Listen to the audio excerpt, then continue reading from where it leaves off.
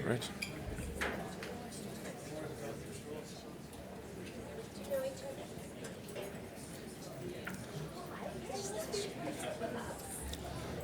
I'll get started. Tēnā koutou, tēnā koutou, tēnā koutou katoa. Nā mai, haere mai and welcome. We hope that you've enjoyed this morning's session, or sessions, and that they've excited you and motivated you. This afternoon, over the next couple of hours, we'll be having our papers and presentations. These will be run as a set of lightning talks, and will be encompassing around the topic of multimodal and shared mobility for emissions reduction.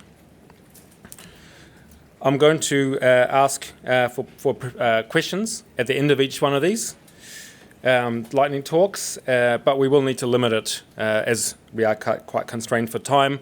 If there's time for questions at the end, we can also have additional questions at the end. So I would like now to invite Ben Kaufman from Liftango up on the stage to share his presentation on electric on-demand transit and how it reduces emissions and improves transit access in Papakura. Thanks, and over to you. Yeah. Sorry I haven't introduced you all. That's okay. Yes, we didn't tell you. A little bit of lightning. We're bringing someone else on stage from AT Local. You can introduce yourself. Kia ora everyone, I'm Elena. I'm a graduate at Auckland Transport, and I've been helping out with AT Local, doing some mapping and trip visualization, so I'm really excited to tell you guys about it today.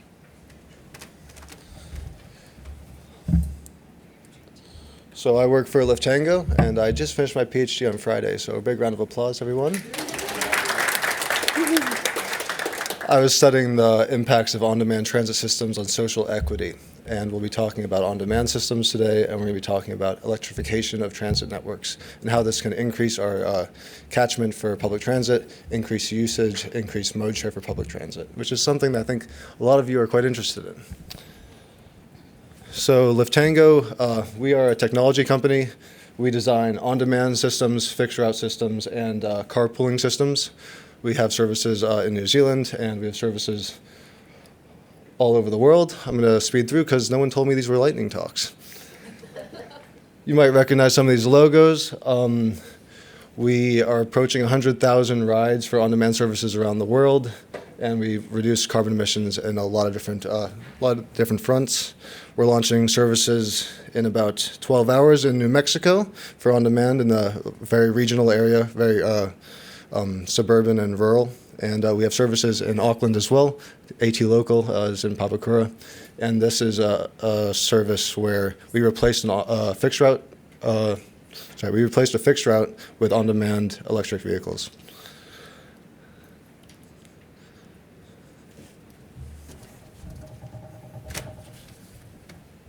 Hi everyone, I'm sure you guys know a lot about AT already, but pretty much we're in charge of around $21 billion worth of public assets, including over 7,000 kilometres of arterial and local roads, over 7,000 kilometres of footpaths, nearly 350 kilometres of cycleways, and 2 airfields in the Gulf Islands. And some major projects that we're working on right now are, of course, AT Local, the City Rail Link, the Eastern Busway, Urban Cycleway Program, and Auckland Light Rail. So AT Local is an on-demand rideshare service that is currently being trialled in Conifer Grove, Takanini, and Papakura and operates 7 days a week.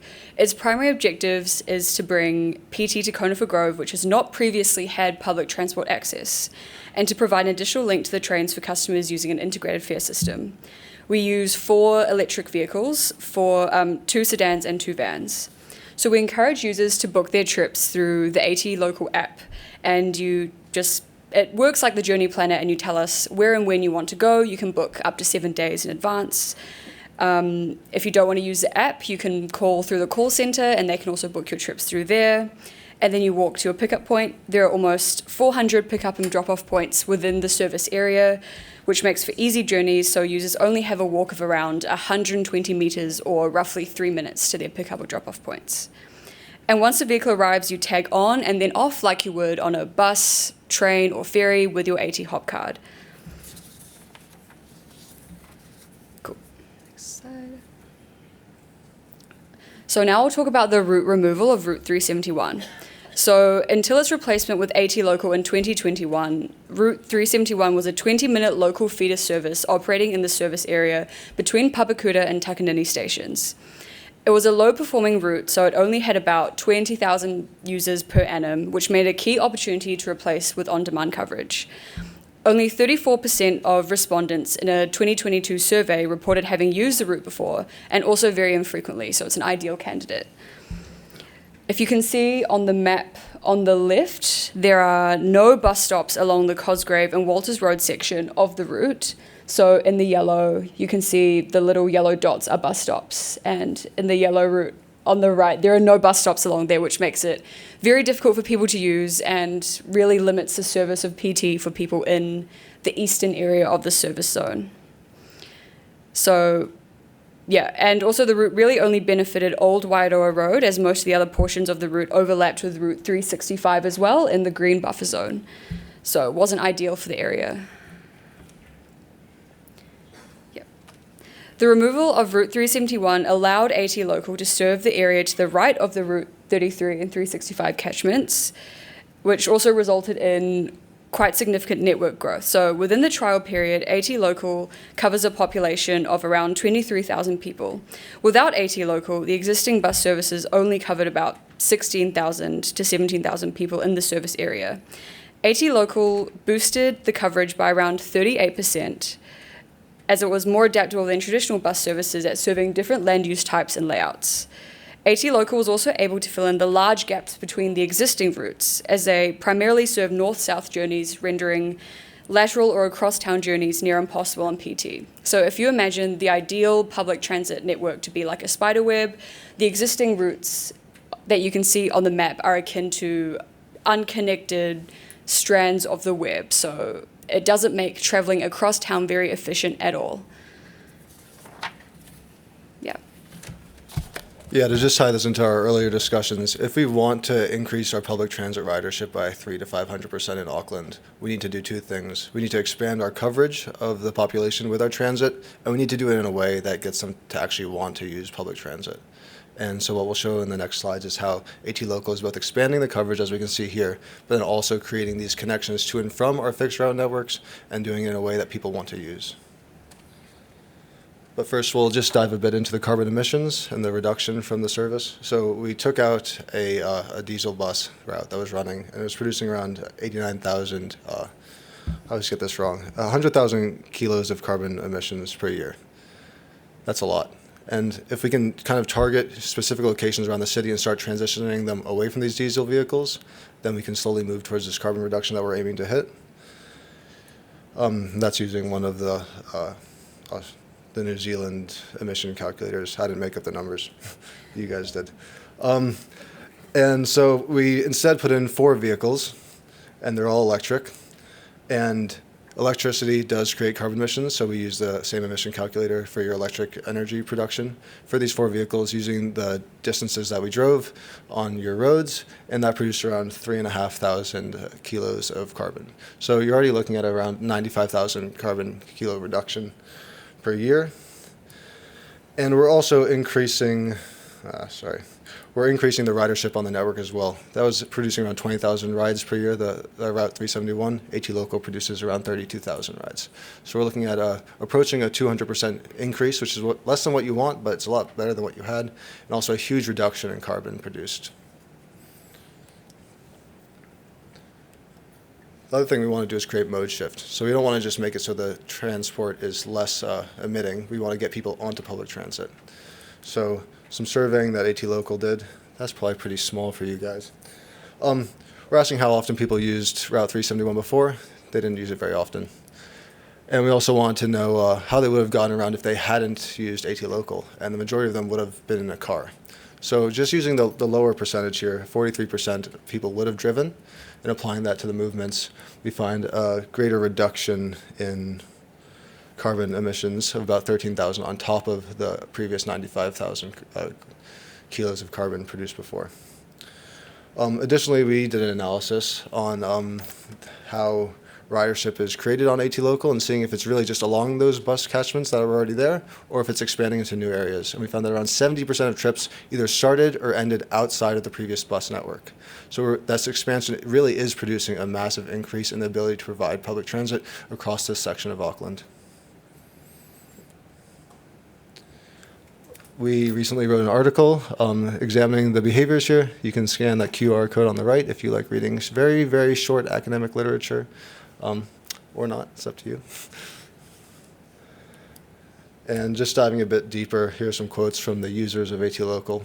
I'll leave it up here for a second. I know they're long quotes, but it really shows that people are appreciating the benefits of using on-demand. This curb-to-curb service isn't just like an Uber. It really helps people's lives. People who don't necessarily have a car, they can't afford a car, they have mobility impairments, they can't get to the public transit network as it is. This provides them with that ability to actually ride public transit where they couldn't before.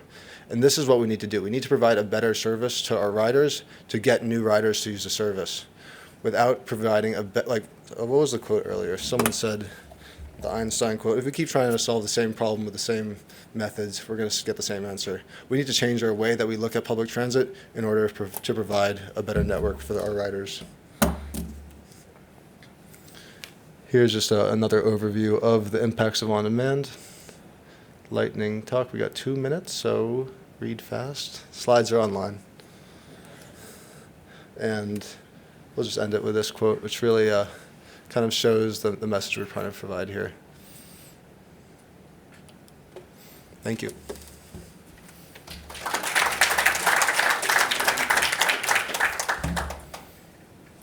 Thank you for that. And I really enjoyed the reference there to the New Zealand data and tools in your presentation. Thank you. We've got some time now for 1 or 2 questions. Anyone in the audience wanting to ask either of these 2 a question? Yep. Sorry if I missed this in your presentation, and I noticed that you guys said AT Local works like scanning on your hop card. How do you guys charge, how do you guys charge ridership? Is it like zoning and PT? Well, I think as of today, the fares have been removed, so it's free. When they went to half-price fares, the half-price fare was also added to the AT Local service, but usually it's just through the hop card tapping on and off, or you can pay with cash, I'm pretty sure. But now it's free, so. So the zoning was the same as like bus charge? Exactly, yeah. Any other questions? Yep. Okay, Ben. A mission for you, if you want to accept it. Kiwi Rail's closing down lots of our rail network over the next few years. Please design a substitute public transport system and email it to me. Thanks. No problem. Thanks again to both of you. We have sort of run out of time. I'll get one last question there at the end. I can probably shout. Go ahead.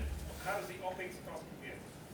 Could you repeat that, sorry? OPEX cost. What's it cost? It costs more than running a single fixed route bus that no one rides.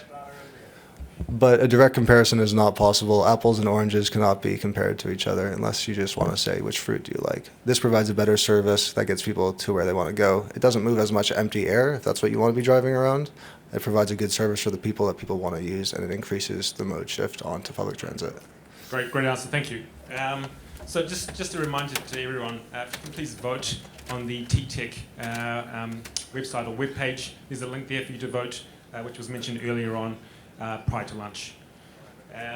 We've now got Daniel Hoyne from CAPSH, so that around their AIMS system. Daniel, if you're here.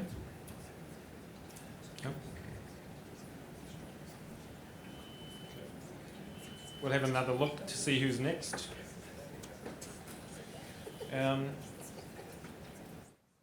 Sorry. So, yep. 1 second, sorry. So we've got carpooling using social frameworks with Dr.Cris de Groot and Maja Zidov from Unitec, New Zealand, UniWaka. Welcome. Thank you very much. Okay, so, is this the button? Brilliant. So, first of all, to introduce myself in this very short talk, my name is Chris de Groot. I'm from Unitec over at the Mount Albert campus. That's, 6 or 7 kilometres from here. The backstory is that my colleague Maja is the sustainability officer for Unitec, and she'd been completing travel audits amongst the staff and students. And as a function of that, she asked me to start looking into what we could do from the design department's perspective.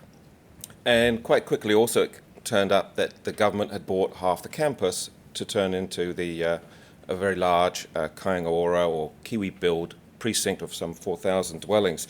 So we were going to lose all our car parks as well. So the pressure was on to do something for the staff and the students in terms of transport to an area which does have a bus route and has a train line some a kilometre and a half away. But the travel audit showed us that 3/4 of our staff and students were travelling in a car or in someone else's car. So over time we came up with our own app. Now this app has been designed and built by staff and students. It's a zero budget intervention. But I'll come to the last or most recent version of the app shortly. So what is it? It's a cloud-based system with an admin panel at the back end and a dual platform app built in Xamarin for drivers and riders. Now, this presentation really is about, in a sense, the conflict between social norms and market norms and how those different kinds of behavior become, in a sense, kind of conflicted or a bit complex, at least, when trying to reinstigate something like carpooling in the old-fashioned sense. That is not to say ride-sharing or on-demand taxis and things like that. Now, social norms, what are they? Well, consider yourself back in the 70s or 80s when you might ask someone for a lift that you knew that worked or studied in the same place as you did. And so the social norm would be saying hello, and I would like a lift. I live near you. I live on your route. All these kinds of normal social interactions which perhaps are a little bit more difficult in an era of like ongoing individualization. Market norms, of course, is when you pay for something. So that's a low barrier kind of situation where you wave your credit card and you jump on an electric scooter or something like that. Okay? Now, this app, in a sense, is really just a story of how to try and wrestle with those two different forces and when they crop up at different times in the development process. Initially, when people heard about this app, they said, "Oh, you mean it's like Uber?" And then I'd wait, crossed with Tinder, and unfortunately, that's what people thought. And still, that's what people come back to me with when I try to introduce this concept of the app. Now, of course, it's not really like either of them, but it is very much like both, without the unintended consequences. Our first effort, based on that initial survey around Uber versus Tinder, we based around market norms. And so it was all about the passenger. It was all about, I would like a lift. Who am I going to get a lift from? Now, that's what we would call a market norm approach. Now, the problem is, of course, is that market norms don't work with someone who's not asking for a fee. Okay? So typically, the problem with market and social norms colliding is that it takes a very long time for social norms to come back. All right? We don't get community back once we erode it with, let's say, everyone has a car, everyone has access to an electric item or an Uber taxi or something like that. So further research, surveys, we switched it out and we made it driver-centric. So i.e., drivers put a ride out there, and if someone wants to jump on, they can. We coupled that with a calendar, but the calendar was just a year-round calendar, and that seemed to make no sense really to people when we tested that out. So we pushed it a bit further and we went to a diary form. So if you're going to drive in, you log a trip. However, that's not enough planning time for someone who wants to grab a ride with you. And it doesn't seem to incentivize people to do this on a regular basis. They might commute on a regular basis to the same place at the same time, but if you don't log your trip every single time, then it's not doesn't happen as far as any riders are concerned. So the final iteration, which is where we're currently at, has all the kind of bells and whistles of what you might expect in such an app. You can message people that you've had a lift with before or who are waiting for your ride. You have trip history, etc. And it's a kind of calendar plus diary mashup. So the diary aspect is useful because it enables the driver or the rider to have just certain entries. But the calendar, which we have now a 2-week rolling calendar, this is useful because it helps drivers see, oh, I haven't told people I'm driving on a particular day. So with that kind of driver-centric, social norm-based approach, we then finally got around to testing this year post-COVID. Because this is a trial, it's not on the App Store. People had to register in advance, and after they received a link, they then downloaded. So we had 72% out of 2% of the population, which is not bad. But then when we actually did the test, or a trial, I should say, because it had to be very much a contained trial with only people who had a Unitec ID, email address, only going to or from our Mount Albert campus, that kind of started to winnow down. And what you can see is that there were a lot of drivers offering trips, but not so many riders asking for those trips. Now, we weren't sure why that was happening initially. And ultimately, there were only 14 completed trips because we only had a 2-week window, so it was quite difficult for people to lock in new behaviors. Now, why was that? Well, there were some technical glitches at the time, but broadly, the drivers tended to really enjoy putting trips out there. They were more or less, they were staff, they were older, they were used to the idea of carpooling. And in a sense, they didn't want to get paid, they just wanted to give back, they wanted to meet new people. These were the things they were telling us. And so, in fact, they started gamifying it. They were trying to log as many trips as they could and to, in a sense, try and get their own carbon count down. But they weren't finding as many passengers as they were hoping. But it did stay inside social norm territory. Some of the conversations we had with people were that everyone was really polite. They started bringing things like cupcakes on the journey. It's very, it's very 1970s. Some of the other things that were quite interesting is that people still, of course, they're using Uber and they're using Google Maps. And so some of the things that we thought were security features, i.e. not letting the passenger know where the driver lived, etc., so not sharing them the map, was a problem because people expect to see a vehicle approaching them live on a map. And so they start getting anxious. Well, it's not turning up. Well, no, it is turning up. There's a little time thing saying it's coming, and they've messaged you that they're coming, but they're still getting anxious because they can't see it on a map. In a way, that's obvious, but we'd lost sight probably of the wood for the trees at that point. Riders who couldn't find a match, because in the end it's all about making matches on those little rat runs on the tunnels, whereby someone's going to be able to pick you up not too far off their normal route. If they didn't find someone within the first day or two, they dumped the app. So we're going to have to create another feature whereby it shows that there are other people joining the app that can come back in a week's time. There might be a notification saying there are more people, there are more drivers that live near you now. But those riders and drivers who had positive experience started to build this into their daily routine. They thought, okay, I don't want to take the bus or the walk or the bike tomorrow because it's going to rain or whatever.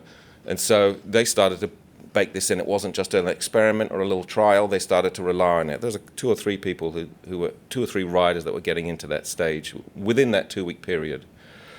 And then finally, we got to make sure that we don't ignore the other kinds of norms here. So sometimes people do want to make sure that they can, in a sense, find some way of value exchange between the driver and the rider. So they're going to have to be able to signal on their profile that they do expect at least a cupcake or maybe the parking fee when they get to the other end. We haven't built that in yet. The driver-centric approach is too simplistic in a way. You need a driver-centric approach because you can't have a carpool without a car. But we still need to kind of move the centre back a little bit more towards the rider, because you can't have a carpool without a rider. And ultimately, that last point about being able to accommodate community growth, so that when let's say new areas of the map start to become colonised by people using the app, that other people in that area know about it. I had a class where I had 3 students who didn't know that they were all living up in that northwest corridor, in that kind of Copper, Helensville area, and they're all travelling maybe 60 to 70 kilometres a day to get in and out of uni. And they all knew me, and they all knew about the app, but they weren't using it. They could have saved a lot of time, money, and carbon on the way. But these are some of the things that we're baking in for the next version. Currently, we're into the security and testing phase, so hopefully we pass the pen test, and then we'll have the kind of level of hygiene whereby we can actually go and trial this in a more like a longitudinal, formal way. There are other institutions that are saying, yeah, we want this, but we just don't have that kind of health test whereby we can just trial it willy-nilly. But God willing, next couple of months, then that will change. Thank you very much.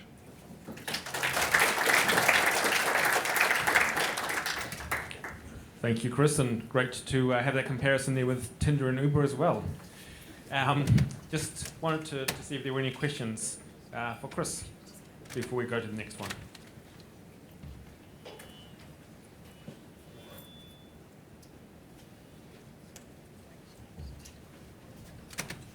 I was just wondering, we separated out the drivers and the passengers, whether there was drivers that were interested in being passengers as well? Well, the app, not that many. I mean, you often find that, well, we were finding that drivers were definitely drivers, and they would have a car for reasons not just because of distance, but because, let's say, they need to pick up their kids on the way home, things like other reasons. Now, we do have a function on the app where you can switch. You can toggle between being a driver or a rider, so you can mix it up in any given week. So that's there. But drivers seem to be drivers. Thanks, Chris. I think we'll have to wrap it up there and go to the next speaker. So our next presentation is from Russell Fitz. Welcome, Russell. And Russell will be talking about vehicles that run on air, the opportunity for New Zealand. Looking forward to it. Thanks, Russell.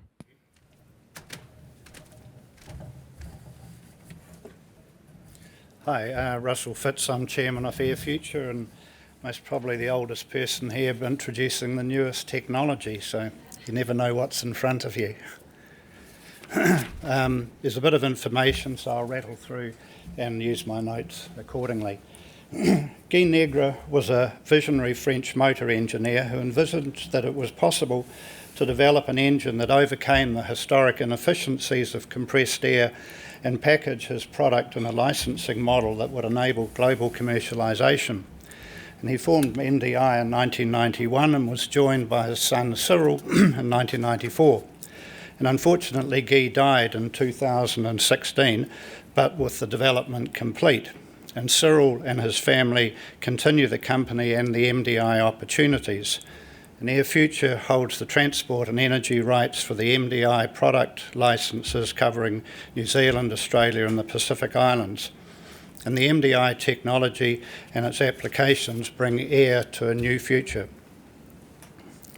The core of MDI's work is a piston engine powered by the expansion of injected compressed air using a specific thermodynamic cycle to improve its efficiency. The components for the application are a vessel containing compressed air and the MDI engine applied to work. In vehicles, the compressed air is stored at 248 bar inside carbon fibre tanks. And tanks have a theoretical longevity of 20,000 filling cycles, which is more than 20 years depending on the charging frequency, and engines operate down to 10 bar. Engines have few moving parts, are lightweight, can be made large or small, and require no heating or cooling. The only engine emission is cold, breathable air and a bit of water derived from condensation. Unlike battery-based systems, the storage power of the compressed air does not reduce over time. MDI say their motor can replace nearly all existing heat engines and cover many applications.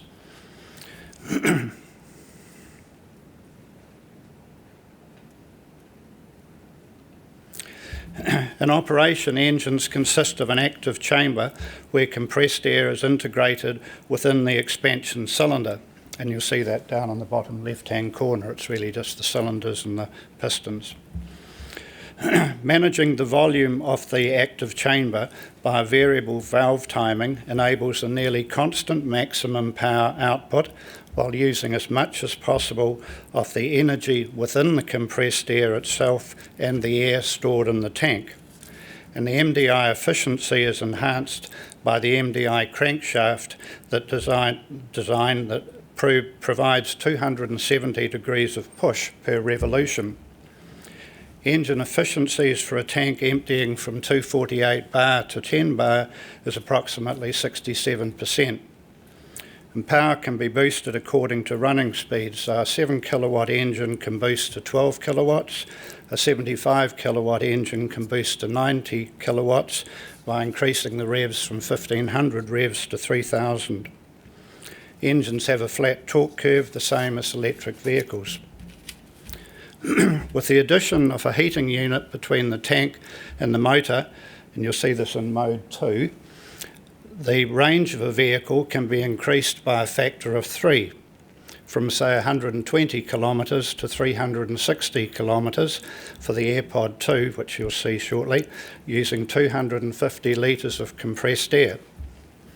The air is heated to up to 600 degrees centigrade, providing expansion of the air with virtually zero dangerous nitrogen oxide emissions and unburned hydrocarbons.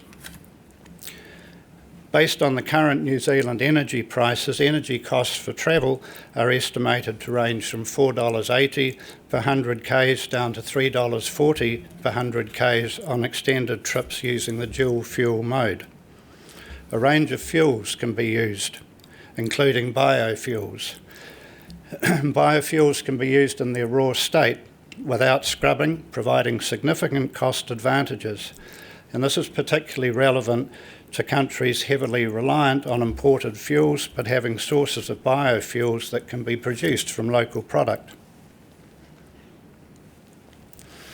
Because the engines can be made large or small, the applications of the engine are extensive, from bikes to buses, industrial to residential, from street lighting to home electricity generation and energy storage, and community electricity microgrids.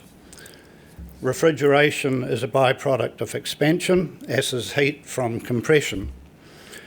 As MDI engines are reversible, they can recharge at home and also store energy. With the MDI air wall, compressed air storage combined with an MDI engine powering a generator can provide electricity and replace conventional lithium-ion batteries. And this will enable vehicle owners to both run their home and recharge their vehicles using MDI products.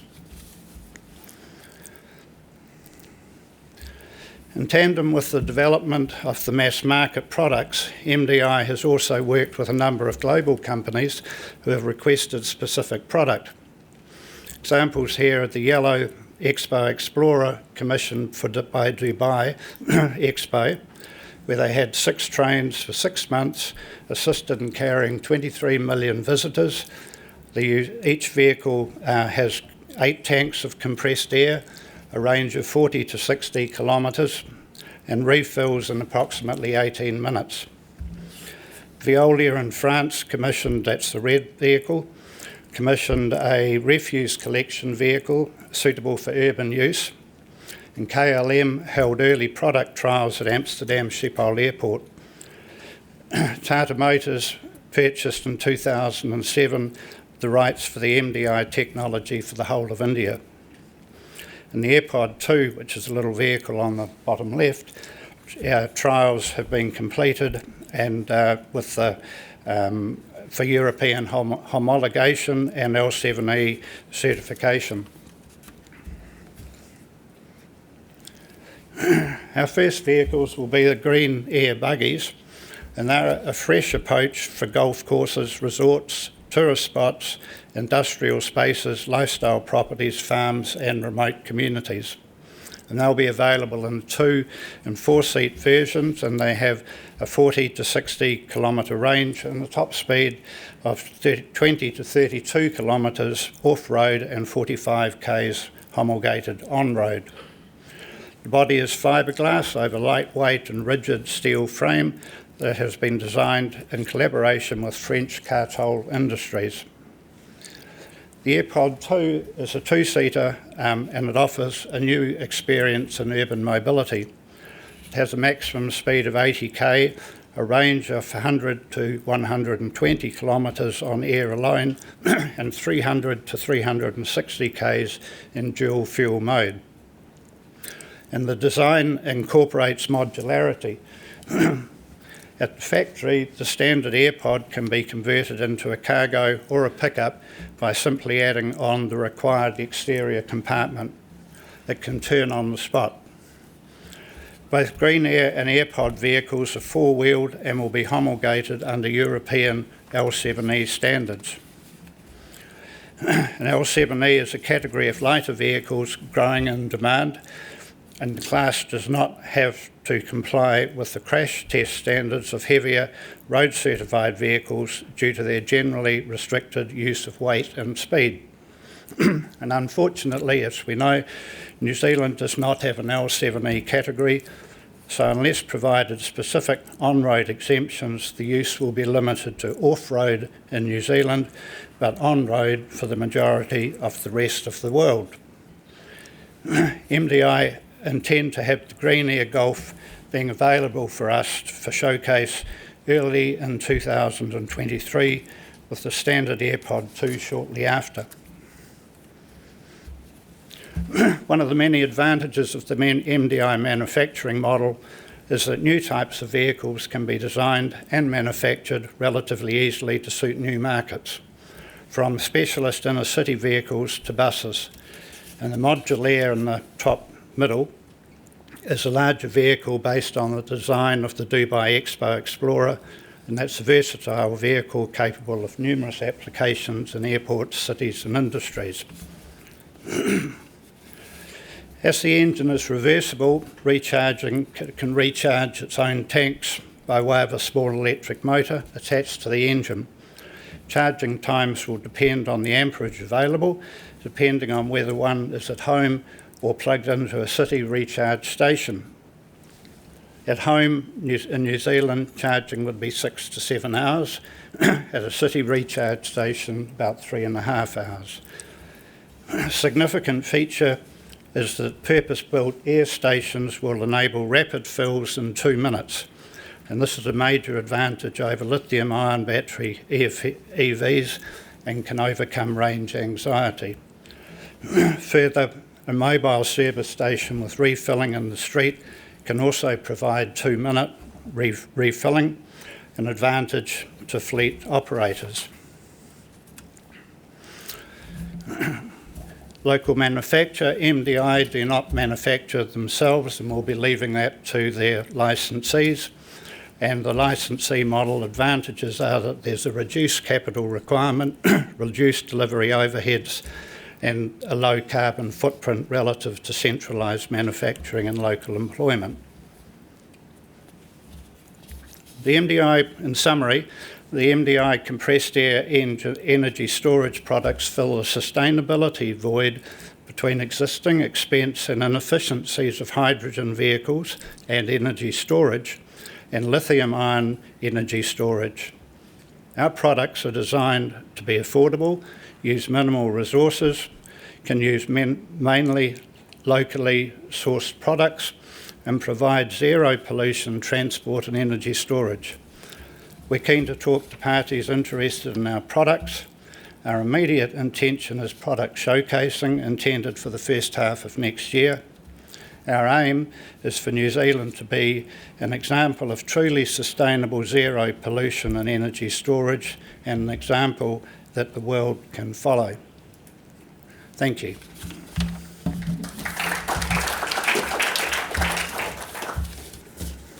Thank you, Russell. Great to see how we can change the world with as little as compressed air. Any questions for Russell before we go to the next speaker?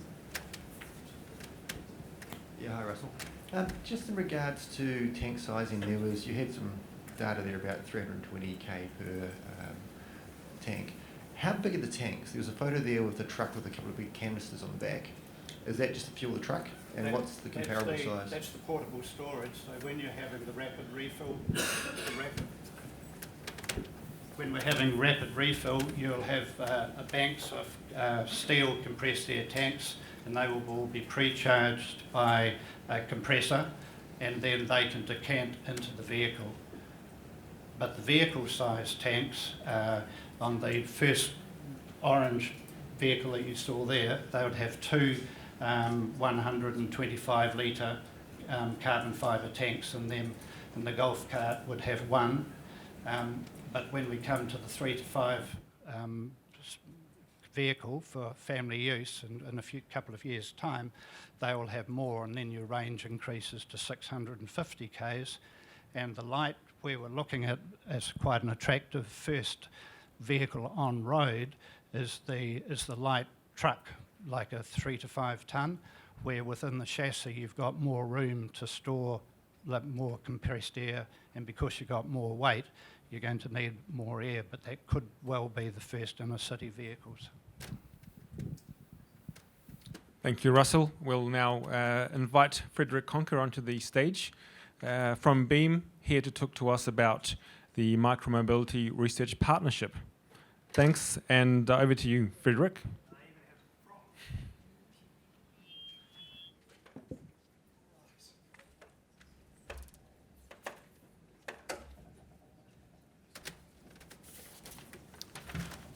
All right, so I did decide not to ride it over. I figure most of us have seen e-scooters before, but a few different things to talk about today. So the next big challenge with transport and micromobility we see is getting really good quality data and being able to connect and learn across industries.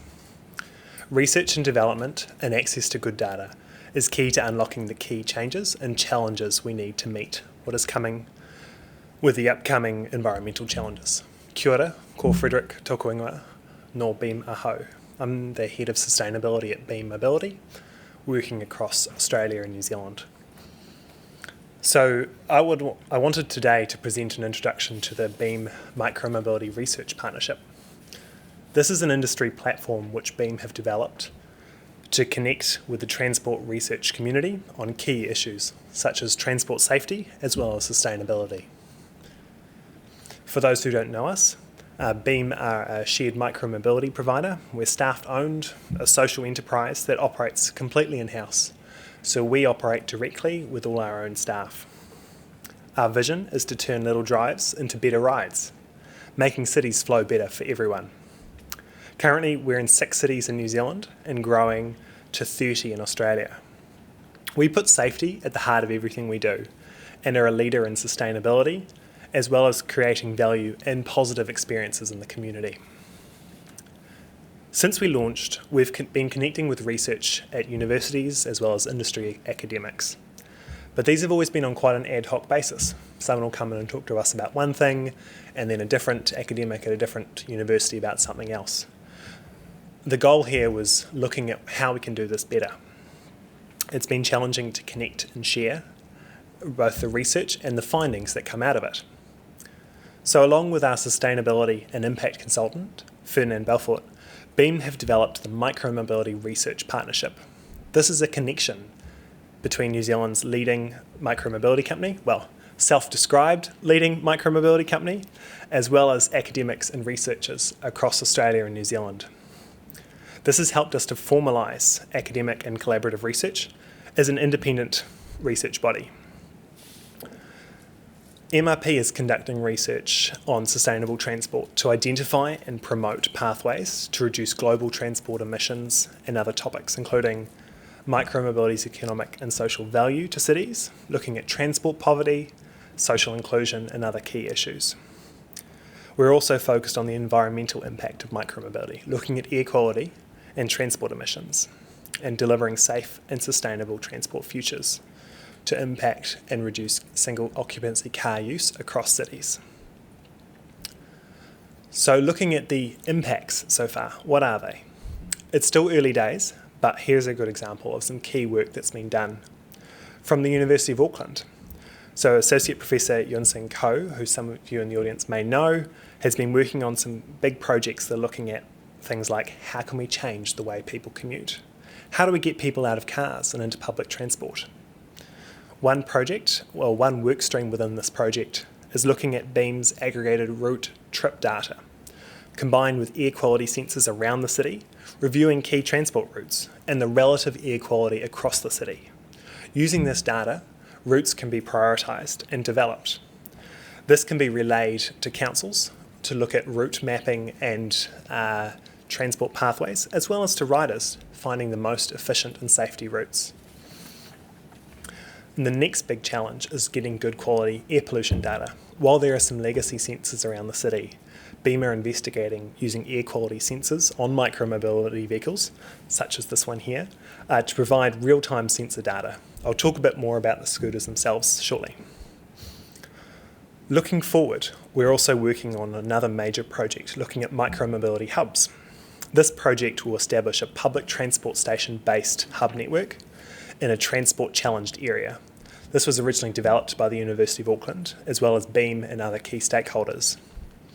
This project will investigate converting some suburban park and ride car trips to micromobility.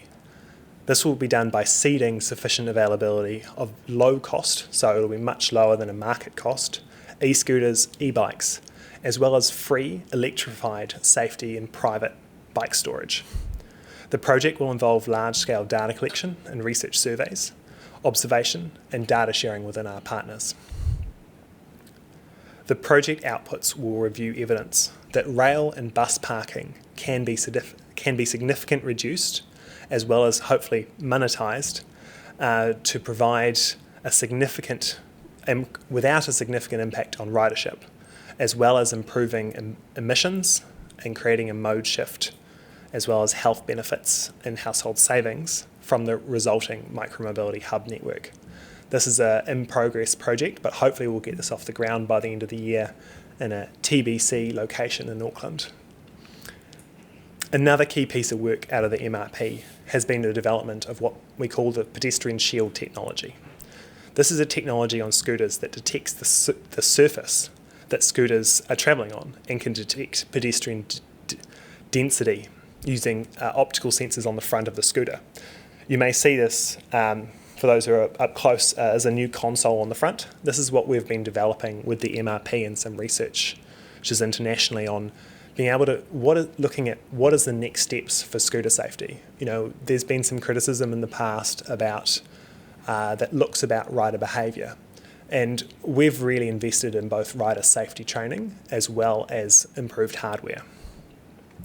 This new technology is enabling dynamic speed limits based on whether the riders will be on the footpath or the road, or if there's a large density of pedestrians around. So we'll be able to slow down the scooters automatically, but then if they go off onto the road, enable scooters to travel at safer speeds along with other bikes and low-speed car traffic. We're hoping to roll these out in Auckland from later this year, and the new models that underpin this technology will be coming out from this Thursday.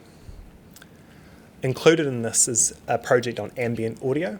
So similar to how electric cars have got a low-speed sound, what we're looking at is how can we create a positive environmental sound that people like, while also not being too disruptive to the users. So one of the key projects with the MRP has been researching these sounds. The new scooters also are going to have indicators and a few other key features. Feel free to come chat to me about that later. We've heard a bit earlier today about new types of vehicles. So pedelecs and mopeds and things. Beam are investigating these overseas, and we'd love to bring them to New Zealand once regulatory settings can change. The final key project that the MRP has been focusing on is looking at the sustainability of shared micromobility operations. In the context of decarbonising transport, how does the life cycle of an e-scooter hold up from a sustainability perspective? This is critical to us as an operator, where sustainability is at the heart of everything we do. It's important that new technology that we're building helps us overcome modern transport challenges. So how the MRP has come in is we've been working with researchers to determine full life cycle assessment and carbon footprint of e-scooters and e-bikes. This comes from the manufacturing all the way through operations to the end of life. This is using Beam's operational data and comparing with other transport modes. This is a core part of Beam's sustainability plan. There's a perception by some that e-scooters are, just a bit of a toy or actually have a higher carbon footprint than cars. Some other operators, and particularly using older technology, that may have been the case. But looking at Beam's swappable battery technology and our industry-leading standard has been a real focus for that, as well as using cargo bikes and electric vans. In the future, this sort of research will be useful as part of the government's commitment to reducing transport emissions. Researchers from the MRP have already started collaborating with government agencies and ministries and local councils on micromobility and e-hub projects, and sharing their findings to improve policy, as well as mobility as a service solutions. If you'd like to get in touch, either come see me or check out my contact on the slides. With so many different researchers from various organisations working together, the MRP is an exciting frontier using real-world data for learning more about how we can improve urban environments. Thank you.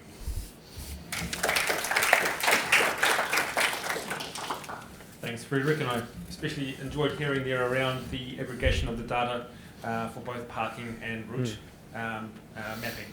That was really, really good to hear. Thank you. So we've got our next speaker now. So our next speaker is Heidi Hughes from the Bay Environment Centre. Heidi will be talking about the Wednesday Challenge. Welcome, Heidi. Thank you. Hi, everyone. Have we got a... Hang on. How do we get onto our... Oh, there we go. Sorry, folks. How do I go back? Oh, yeah, red button. Awesome. So I have been involved in it's basically a behaviour change project that's been piloting in Tauranga in this year. And I think behaviour change is one of those big pieces, obviously, that is the most challenging part of this transport system that we're trying to work towards. So on Friday, I was standing in front of a group of 700 earnest 11 and 12-year-olds, and I'm going to ask you the same questions as I asked them. Who rode their bike today? Put your hand up if you rode your bike in. Awesome. Put your hand up if you took the bus today. Awesome. Put your hand up if you carpooled with a person who was not your family member, which is how I define it for kids. Awesome. And put your hand up if you skateboarded. Rollerbladed. In the school that I was in, skateboarding was one of their biggest ones. So this group of kids were standing in front of us and putting their hands up, and they were extremely proud of the various forms of transport they were taking. And at the end of the presentation, we handed their school a $500 cheque because they went from 45% of alternative modes use to 85% on one day that they put some effort and work into mode shifting. So that's the kind of project that we're involved in.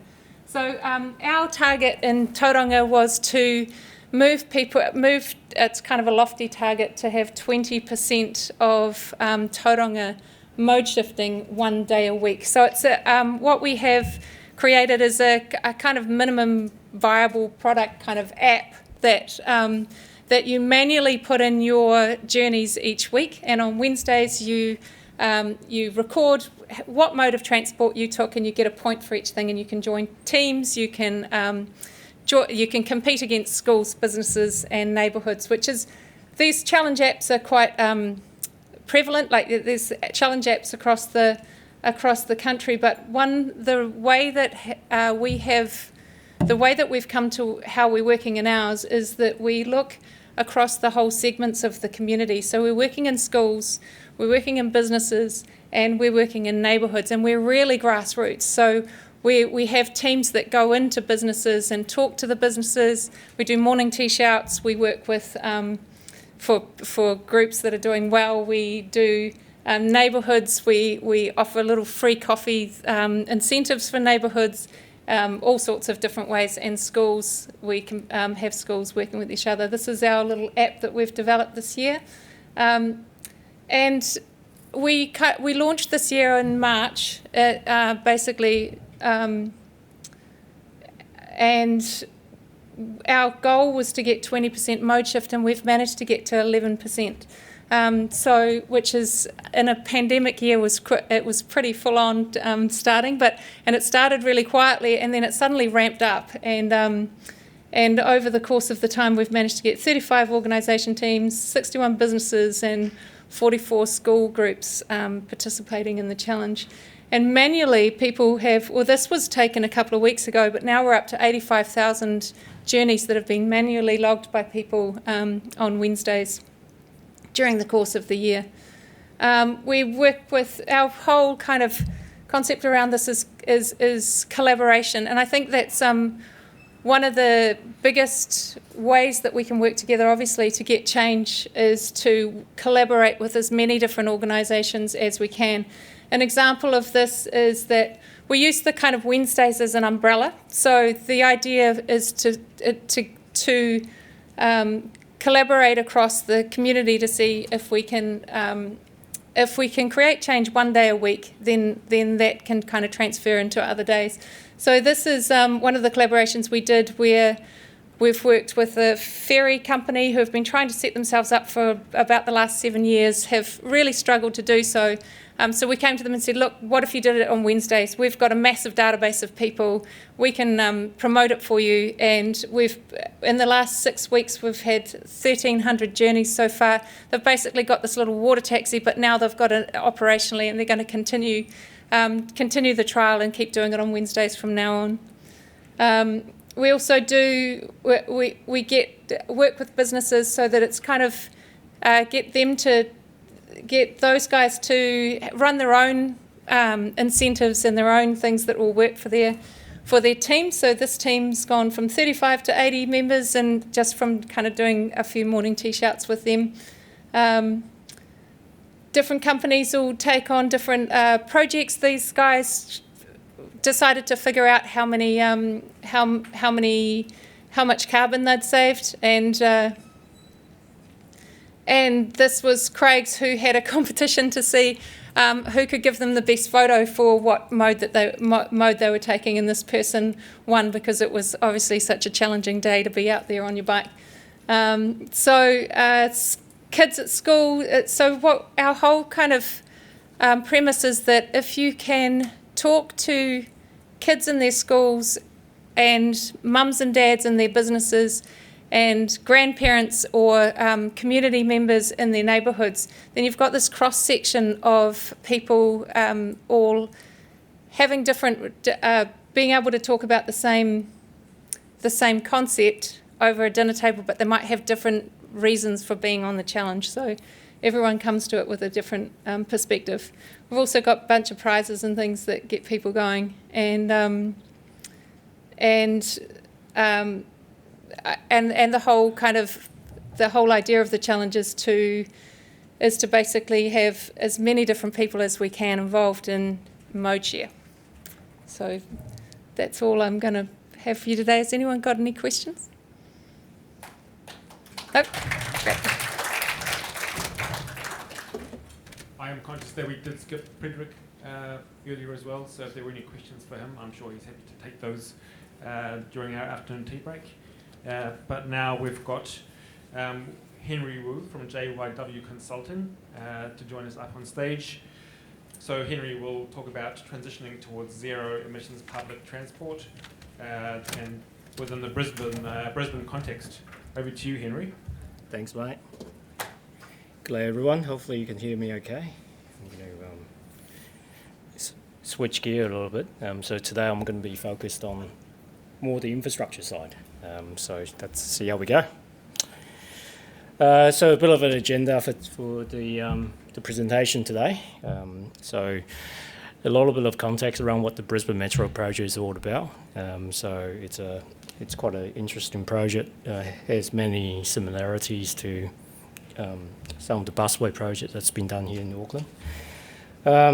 One of the key interesting factors is that this was a decision to move away from sort of the conventional vehicle fleet into electrical vehicle. This is probably one of the first projects that's ever sort of gone down that pathway. Then I'm going to cover off a little bit about the current challenges and some of the opportunities around managing electric public transport vehicles and highlighting that it's not only just the shifts in sort of transport technology within the vehicle, is actually there's a whole spectrum of different considerations when you do go down that pathway. So how do we actually transition across to that?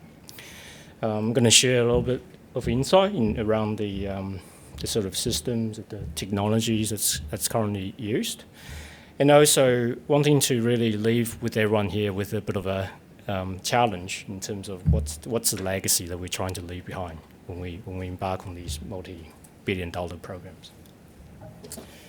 So a little bit about myself. I'm the director at JYW. We do a whole heap of transport infrastructure projects, a lot in metro projects, a lot in light rail projects, and PD projects. And the last project we were actually involved here was the Waterview Tunnel. So a little bit more now about the Brisbane Metro. So it's a sort of turn up and go type of project.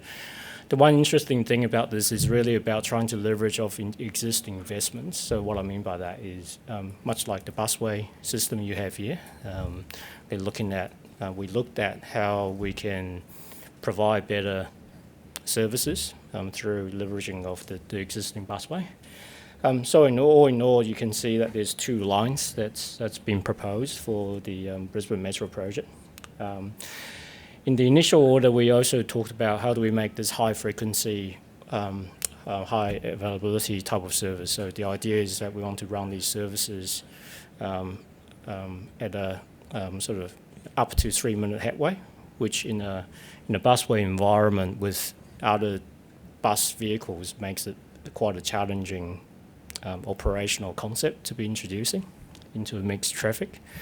For those that's been involved in the rail space, you know that it's a lot more easier when you have a controlled environment, a closed environment where you can actually get autonomous vehicles that can shuttle up and down at a much higher frequency. I think one of the key challenges also about this project is it's brownfield, in the sense that whilst the project is happening, people are still using the busway. So how do we actually enable that? For those that's very interested in the project, there's a Brisbane City Council is our client. They do have a website that talks about all of the various parts of the program.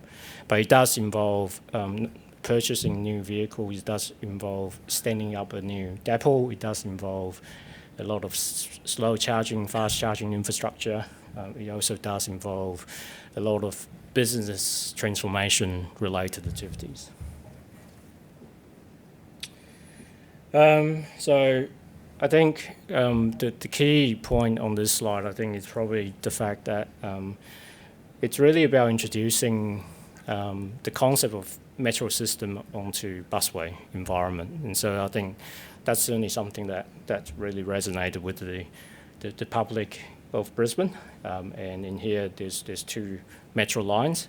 Now, obviously, when we embark on the project, we weren't sure what exactly is going to happen with the Southeast Queensland Olympic, and with that announcement that was made last year, I think there's obviously acceleration at the moment in terms of expanding both the number of lines that's going to be implemented, but also in terms of the integration with the existing intermodal hubs, including the Crossriver Rail. A little bit about what does that totality of the environment actually look like. So I think about it as, you do have the typical sort of busway stations. You do have obviously infrastructure needing to be had at the end of each line so that you can do fast charging in between the runs. You also do need fast and slow charging infrastructure at the depots. But it's more than that, because obviously it's also a once-in-a-generation opportunity for you to improve the way you serve your customer, the way we reach out to our customers. So on board the vehicle, there's a lot of, not only Wi-Fi, but, graphic-based passenger information displays. It's really, someone talked about, disability, accessibility issues and the likes. This is a project that encompasses trying to address all of those DDA requirements to make sure that we can better serve our customers. And for those people that's interested in micromobility, there's certainly an aspect of how we actually enable people to actually use micromobility and transfer those onto these new vehicles, and sort of the ability to really integrate, I think, the busway infrastructure with the rest of the network. And in terms of on demand, we'll be looking at this hub and spoke concept. And so one of the things that's going to be introduced is how to actually, once the high frequency service is established, how do you actually reach out to the broader population? And so certainly on demand is one of those things that's been looked at. So apart from being high frequency, obviously high capacity as well. So you can see these vehicles are a lot longer than your typical buses that you do see. And obviously integration with ticketing and all those type of things are needing to be considered. The complex infrastructure also means that when we're designing these type of systems, it's quite important to design with the broader network in mind. So whilst it's applicable at the moment, looking at how we extract the most value out of the busway, we do also need to think about, as Queensland transitions into a zero carbon emission future, how can we learn from some of the projects like this into accelerating the actual rollout across the rest of the fleet? So some of the key challenges, I guess, so we've, that's the vehicle that actually arrived early in the year. So just to get the vehicle on the road and getting roadworthiness and getting that sort of interim certification to get the vehicle on the road it's been a challenge itself. But obviously, when we think about in the broader context, I think people tend to probably underestimate the amount of transformation that's required. So one of the key things that's quite important here, I think, to note is the smart energy management part of it is going to be quite a critical part of the future consideration for the electric fleet operators. And so part of this project, we're introducing obviously solar-based charging facilities at all of the depots, but we're also looking at how we actually do better management of the battery life, and that's depending on a number of different environmental conditions. It depends on the loading of the vehicles as one. Depends on the actual temperature that it's operating under. Now, for those people that's well aware of the current limitations of the lithium ion-based batteries, you know that there's a certain threshold where once you get above that threshold, the thermal overload, means that you're going to get a much shorter battery life. So how do we actually preserve the whole of life outcome that we're embarking on? It's also about improving accessibility. So as I was saying before, it's about improving management of movements of people and give people the information at their fingertips, especially people with disabilities and those considerations. And from a business transformation perspective, I think it's so important to highlight it's impacting the customer, how they use the busway. It's impacting the driver in terms of it's a new type of vehicle with a lot of new innovations. So, for example, we're introducing Mobile Eye. For those that may know some of the technologies, Mobile Eye it's now being acquired by Intel, but it's basically one of those assisted level 3 type of automation tool that's available. And also, obviously, operational-wise and maintenance-wise, it's a new fleet. So how do we actually do that better? How do we actually make sure that we upskill the staff that hasn't been required to work with electric vehicle before? How do we actually upskill those fitters, those people that's actually doing the day-to-day operation and maintenance with the right knowledge? And so there's a whole business transformation piece that goes with any transitioning, and that along the transitioning that we are every city and every state sort of embarking on.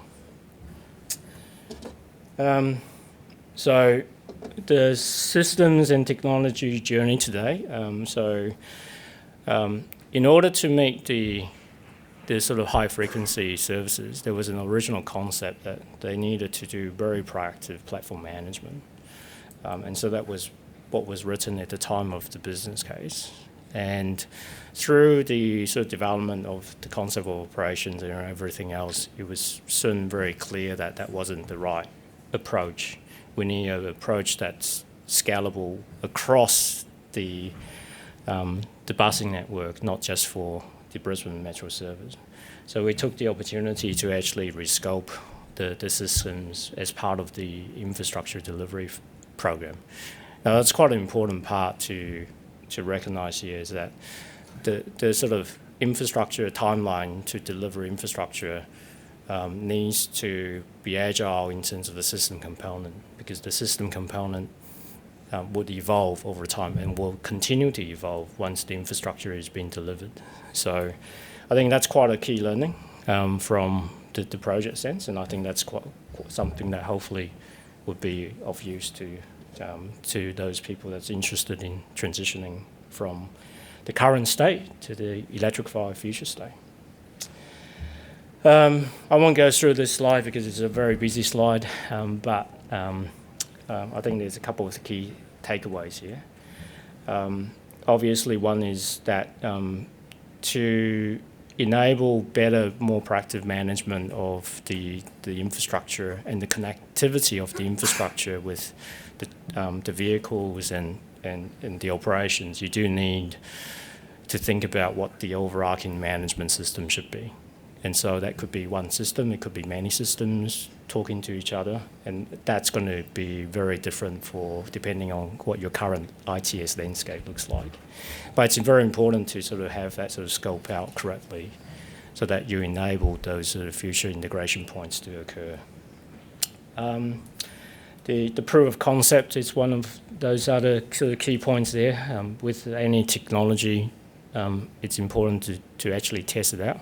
So whilst we do have a glossy brochure that talks about the charging characteristics of the batteries, it's not until you put it into operations you actually find out whether or not it's actually doing what it does or what it says it should do. So in terms of the technical takeaway, I think this is the final slide I would like to leave everyone with. It's really, when we are designing, when we're delivering these type of solutions, I think it's so important for us to think about what's the legacy that we all leave behind. Now, for the project, obviously with the Southeast Queensland Olympics, there's a great opportunity for them to leverage off this investment to deliver that across the broader network. There's obviously the zero emission strategy that Queensland is embarking on. To be honest, this is happening across all of all of our client sectors, and so it's really exciting to be involved in the first of many transformative projects. But this is the legacy that we're here to leave behind. And lastly, that management system concept is so important, and just wanting to re-emphasise is that the system is there to support an operation, and so it's very important for us to not only invest in the system, but we also need to recognise the investment that's needed to uplift the operational capability. So I'll leave that there. Hopefully that's been useful, and if you've got any questions, please feel free to reach out. Thank you, Henry.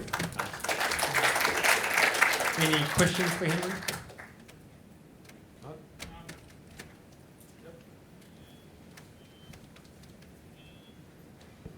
Fantastic project. Thanks, Henry. You're operating bi-articulated buses on a busway with a bus rapid transit design philosophy. Why do you call it a metro? So I think it's been called a metro because it's really, the concept is with metro services like in Sydney, so we were involved on the Sydney Metro project. The idea is that you do headway running. So the idea is that you do turn up and go.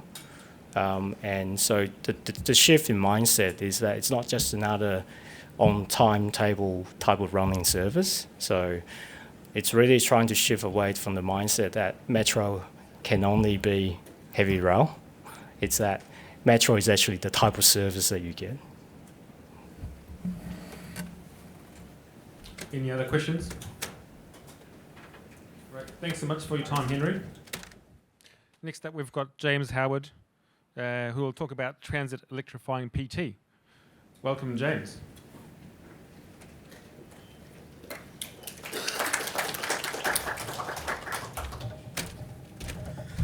Thanks, Armin. First of all, it's great to actually be here in person rather than looking at everyone on a screen. It's actually pretty exciting.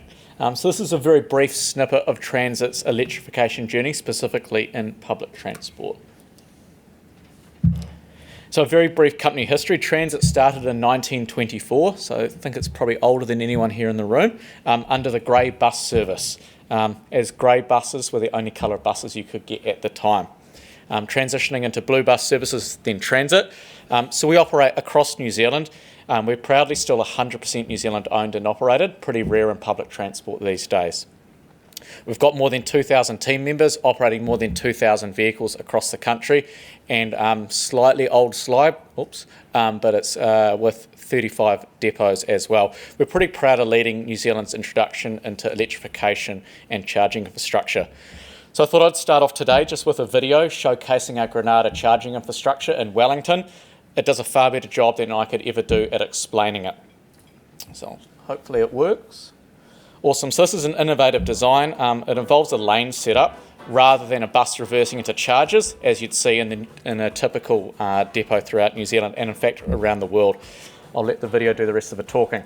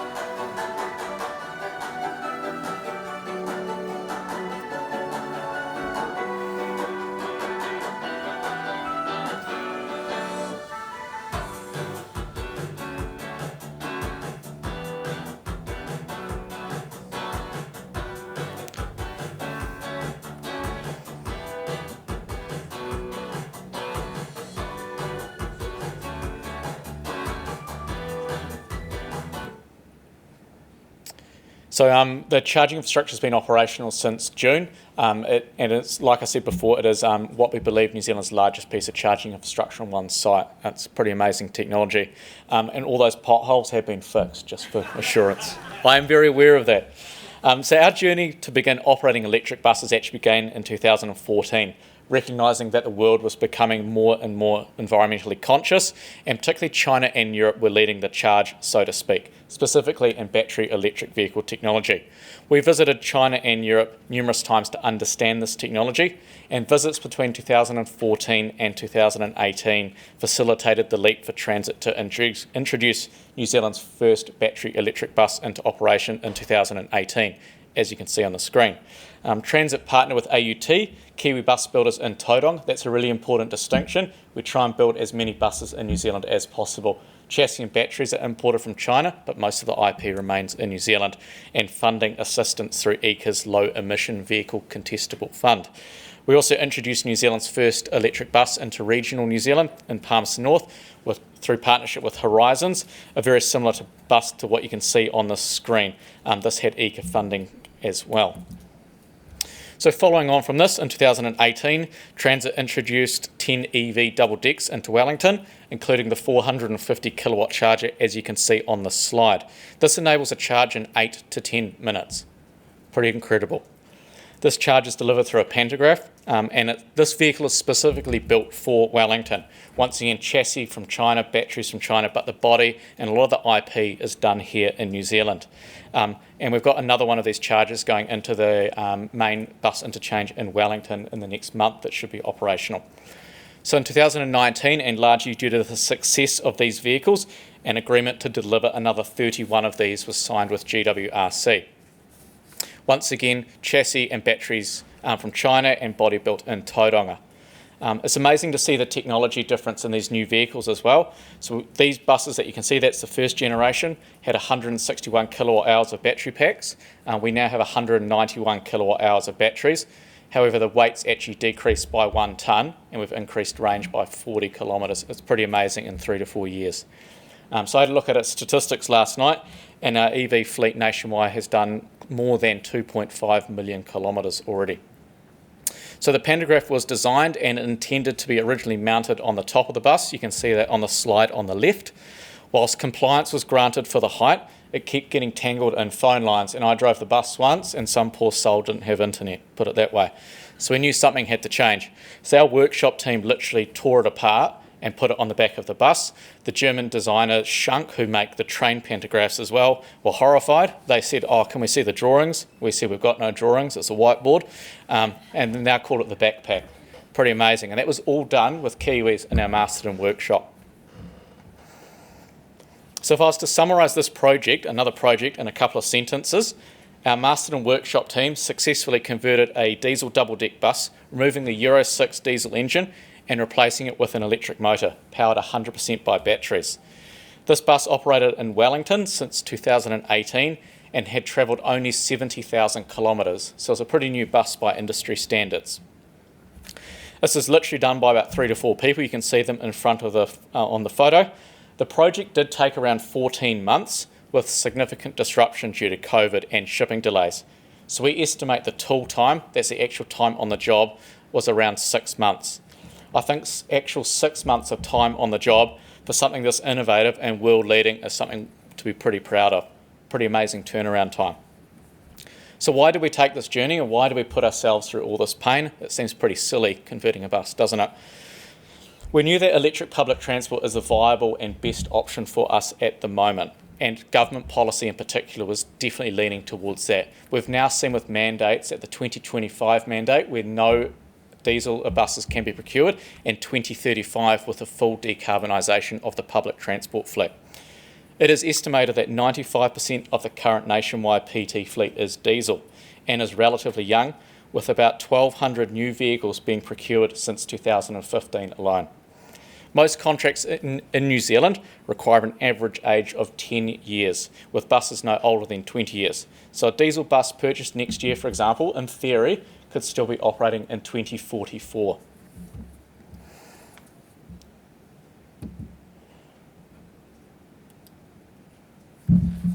I need to repower the remote. So we've recently completed some analysis after the success of this project to demonstrate the value of repowering. Modelling was completed on the total number of PT buses nationwide, which is around 2,500. This is represented by the blue line at the top. We kept this number stable for modelling. We are aware of the uncertainty. The number of public transport buses is likely to rise, however. We looked at 2018 through to 2035 as a time band. When 2018 was when the first EV was introduced. 2035 when the mandate for the entire PT fleet to be decarbonised has been communicated. The green line is the total projected number of electric buses each year. For this modelling, we have accelerated the introduction of electric buses relative to the current rate. The number of electric buses at 2035 falls well short of the 2,500 required to meet the government's mandate. The grey bars, representing the diesel buses in the fleet and the vehicles being retired in line with age limits, makes up little under half the number of buses still in the PT fleet. Clearly, a solution that removes a diesel bus from the fleet whilst introduces a zero-emission bus is simply an attractive solution. Whilst repowering is not the silver bullet, it can go a long way to assist decarbonising New Zealand's bus fleet. So if we combine the current rate of new zero-emission buses and then repowering approximately 650 late model diesel buses, we can effect some real change. This is represented in the graph through the green bars on top of the zero-emission buses we have modelled. Whilst Transit has completed a repower, we see the potential for other operators and manufacturers be able to do this, simply not a Transit solution. So some further analysis. If we were to look at the total life of that one diesel bus, that was meant to be a surprise, that's all right. I'll stay on that one. If we were to repower if we were to look at the total life of that one repowered bus, averaging around 30,000 kilometres per year and assuming another 16 years of life as it is only 4 years old, it would use another 336,000 litres of diesel and produce over 900 tonnes of CO2. This project stops those ongoing emissions. The repower bus also has 351 kilowatt hours of batteries that enables a range of around 220 kilometres or thereabouts. There's a bit of a myth around electric buses being really, really heavy. The repowered double deck was only 500 kilograms heavier than when it was a diesel bus. It did lose one standing passenger, but did gain a seated passenger where the radiator was. So the kilowatt hours per kilometre consumption varies between 1.2 and 1.3. We did testing on the Northern and Western Expressway here in Auckland as well. Regen is around 15 to 30%, depending on how quickly the driver wants to get home. So when we often get asked for some technical drawings, and no joke, we do a lot of stuff on a whiteboard. It's really creative. We empower a lot of our team to be creative. We did send this overseas, and then some person, I think, laughed at us. So as you can see, there's a diesel bus at the top. Just one person takes the diesel engine away. 2 people put the batteries in. Job's done. Everyone's happy. So I will assure you that there is a little bit more sophistication to this. However, there wasn't actually many changes to the bus itself. The hardest and most time-consuming aspect was getting the computers to talk to each other. It was actually getting the handbrake to recognise there wasn't a diesel engine, there was an electric motor. This took by far the longest part of the journey. So an important point to consider on this project and wider electrification of our PT fleet is the need for adequate charging infrastructure. To support our growing fleet of EV buses in Wellington, we've invested heavily in that charging infrastructure with the view to future-proof ourselves. We believe that some of the biggest challenges for electrification are around the charging infrastructure. This includes how to balance investment when the ground is open, investing now or investing in 5 years later.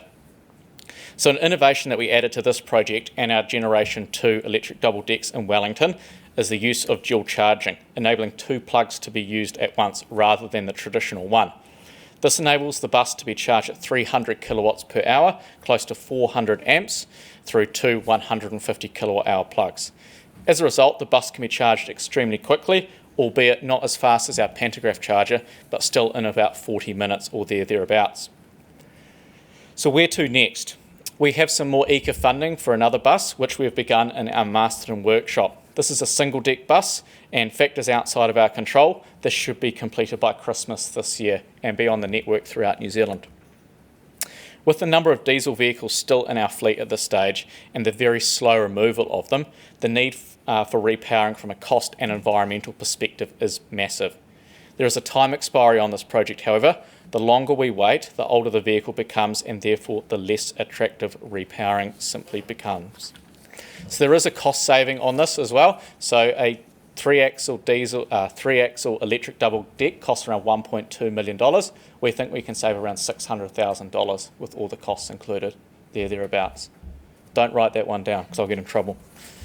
No, there is genuinely a cost saving though. So when we roll out one or two more, we'll definitely be able to see that cost saving solidify. But that's probably one of the main drivers for us as well as the electrification. It's actually the cost saving. So questions, that's just a photo of us charging at Taupo's ChargeNet site next to Burger King if you know it. We took it from Wellington to Auckland. We charged at our Granada depot, went to our Palmerston North depot, charged in there, but we went from Palmerston North through to Taupo. That was the longest part of the journey. We had 2% left when we arrived at this charger. I was driving, I have very sweaty hands, put it that way. And just it's pretty amazing. That charge took less than 2 hours to fully charge that bus. Pretty incredible how powerful that charger is. So happy to answer any questions. Anyone have any questions? So that 2 hours in Taupo, does that mean Wellington to Auckland will take a long time at the moment? So then from Taupo, we went Taupo through to Hamilton. We had a little charger that it was probably the size of a chili bin. We plugged it in and that took about 6 hours, to be fair. I didn't tell you that part of the story. And then we went through to the Bombays after, where there was a charger. And we've got 3 depots in Auckland here, 2 in Mangere, and one has a 120 kilowatt hour charger. Will be charged there. Anyone else with any questions? Down the back there? I'll bring the microphone.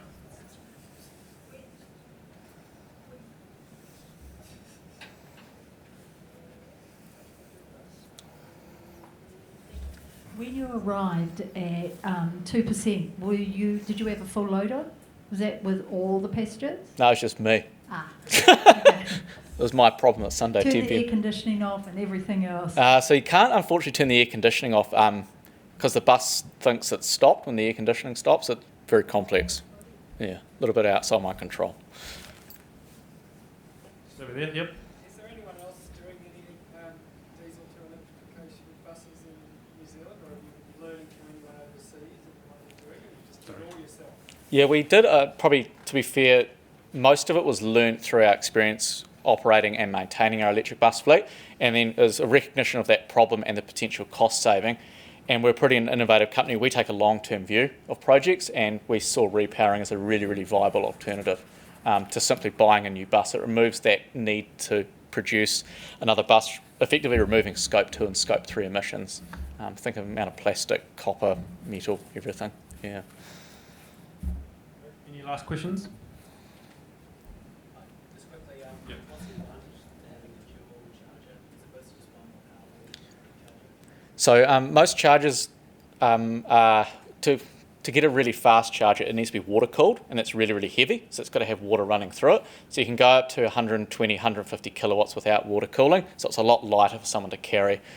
We've seen 180 kilowatt plugs, one plug, but that's on a trolley, and just gets in the way and things break, and it just adds complexity. Great, thanks so much, James. Thanks, Simon. I know that everyone's appreciated that. So our last speaker, Mieszko Iwasko, I hope I've said that, pronounced the name correctly, from Mobley, Accelerating to Zero Emissions, harnessing data to improve operations and incentivize riders.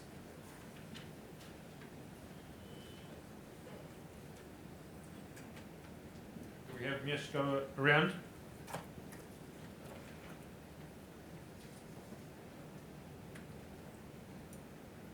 Doesn't look like we do. So are there any questions? Sorry.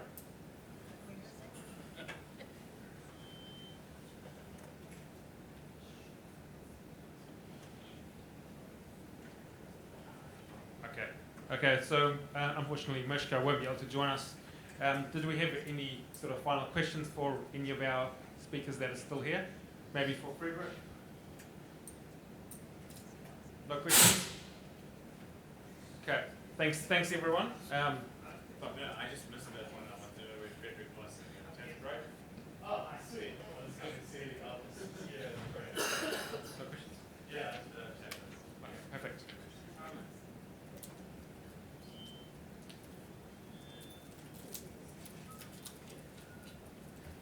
Not so much a question, Frederick, but same as Ben, when Kiwi Rail closes down our rail network, can you put forward some options on how to provide some services for the poor people we're going to leave in the lurch? And send it to me. Thanks. Okay, great, thank you. So that brings our papers and presentations segment to a close.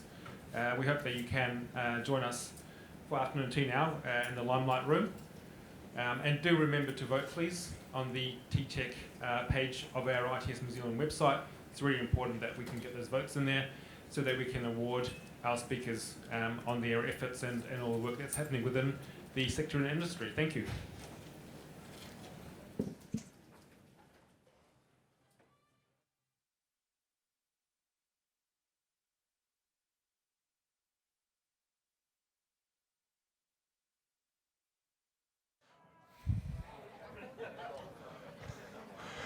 Folks, kia ora, welcome back.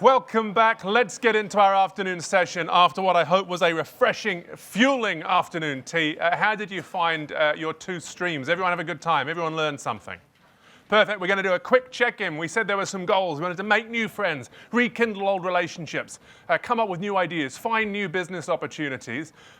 You each wrote down a goal. Well, I asked each of you to think about writing down a goal. I think about 3 of you might even have taken me up on it. But show of hands, who's made some progress towards their goal already today?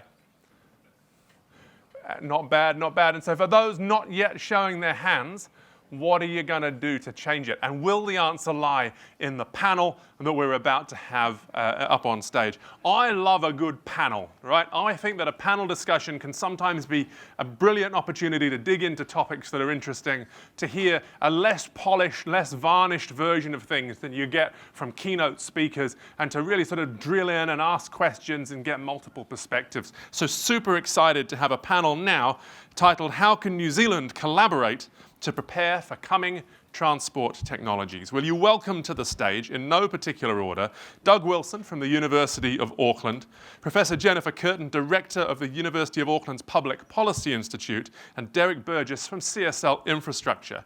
Mike Rudge, Chair of ITSNZ, and of course from Rudge Consulting, will be moderating the panel. Mike, the stage is yours, sir.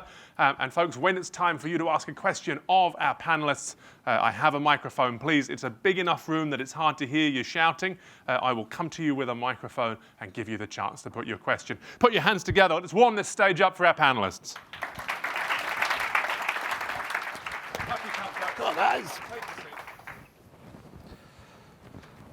Right at the beginning of the day, I was asked, what don't people know about me? And then people came up with that I collect vinyl thing. But one thing that not many people know about me is that my father's first job was as a panel beater. So I think I now welcome you all to become the panel beaters for the afternoon and to make sure that you will ask questions later on. Be really, really good. That will make a much more entertaining and informative session, I'm sure. So we have an apology, and it's a last-minute apology, and it kind of ties to the panel. Lee McKenzie from Waka Kotahi has had to pull out at the last minute because the minister's put her under a bit of pressure to prepare for the announcement of the winners of the inaugural Innovation Fund. You can pronounce it? Oh yeah, that one. So unfortunately Lee is not here, so we're going to be spending a bit of time talking about that intersection between the government, academia, industry and the community. And we thought we had a well-represented panel, but we're one member short. So we thought we might take the opportunity to be a little bit more provocative than we would have been if we'd been a completely balanced team. But I've been travelling to ITS World Congresses pretty much for since 2016, and I actually went to one in about 2001 as well. And in 2016, New Zealand were positioning to be in a good position to take advantage of some of that new technology that's coming down the line. And since then, we have slowed down an awful lot. And we've probably gone from being third or fourth in line to receive some of that technology to being not third or fourth. And there are a number of reasons for that, and we're going to explore some of those today. So we've got, I've asked the panel to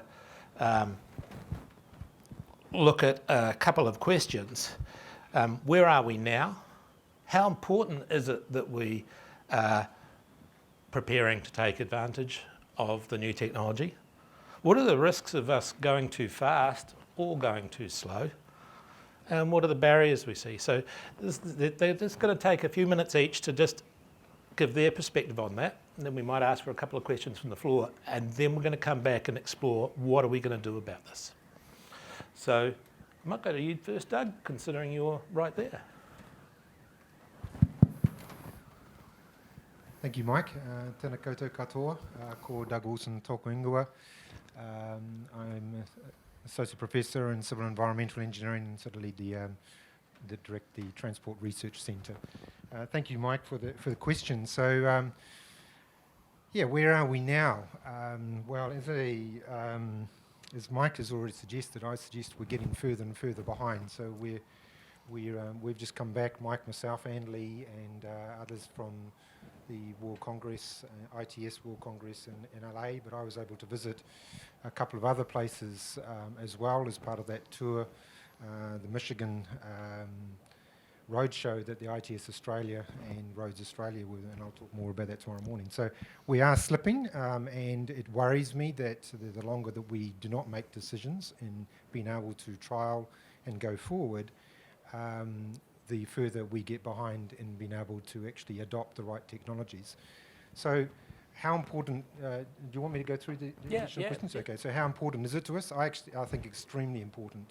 The longer we delay, that we don't make decisions, we've actually made a decision.